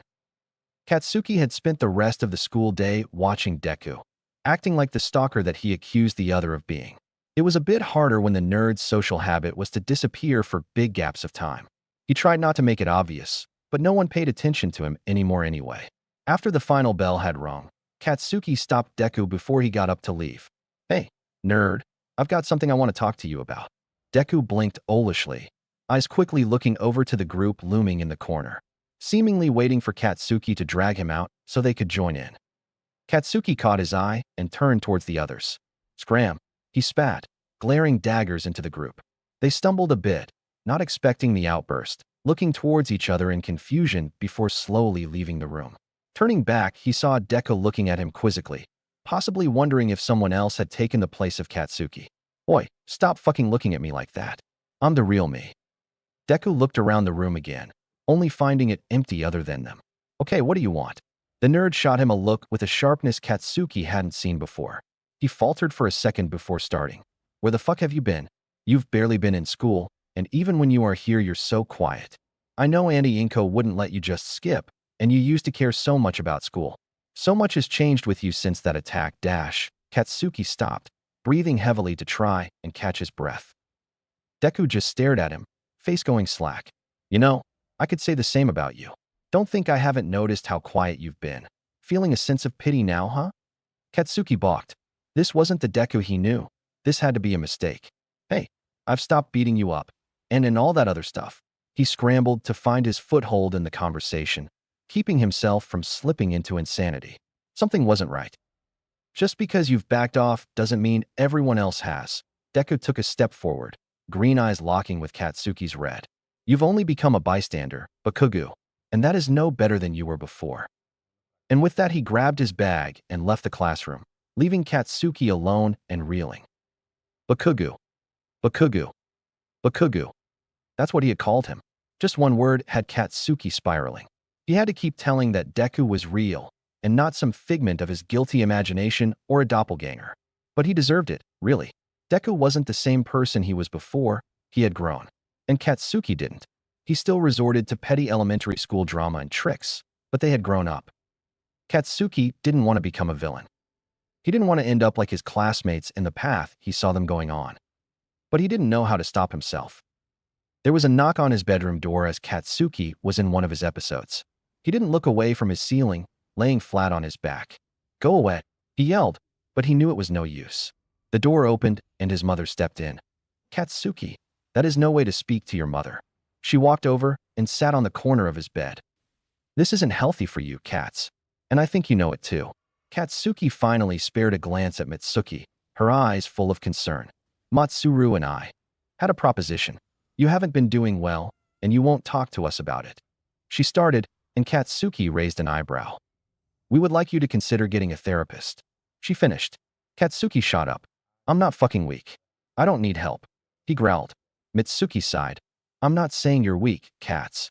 And everyone needs a little help. You've gone through a traumatic experience at such a young age. It only makes sense." He knew his mother was an unstoppable force, and he figured that was the same here. He sighed, "Fine," and Mitsuki's face grew into a victorious grin. Chapter 9. Changes.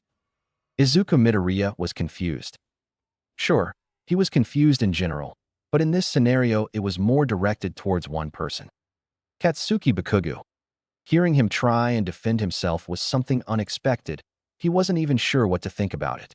Bakugo hadn't even apologized, his words barely landing on an excuse.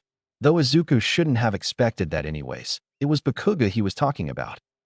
Izuku was almost surprised. It was almost a 180-tone shift from the last time he had spoken to him. The tone of voice wasn't quite concerned, but it wasn't outright angry. And no matter how much Izuku tried to brush it off, it still left his mind reeling. When the teen had called him over, Izuku had braced himself for the worst. His body set and ready to either run or defend himself, whatever came first. But he hadn't even needed to do that. Bakugo just yelled. Well, he normally yells, but this was a bit different than the normal yelling. Izuku thought he should feel bad that he snapped at Bakugo, but he didn't regret it a bit. It was plenty deserved in his eyes. And after that he just left. There was nothing else for him to say. What else could he have said?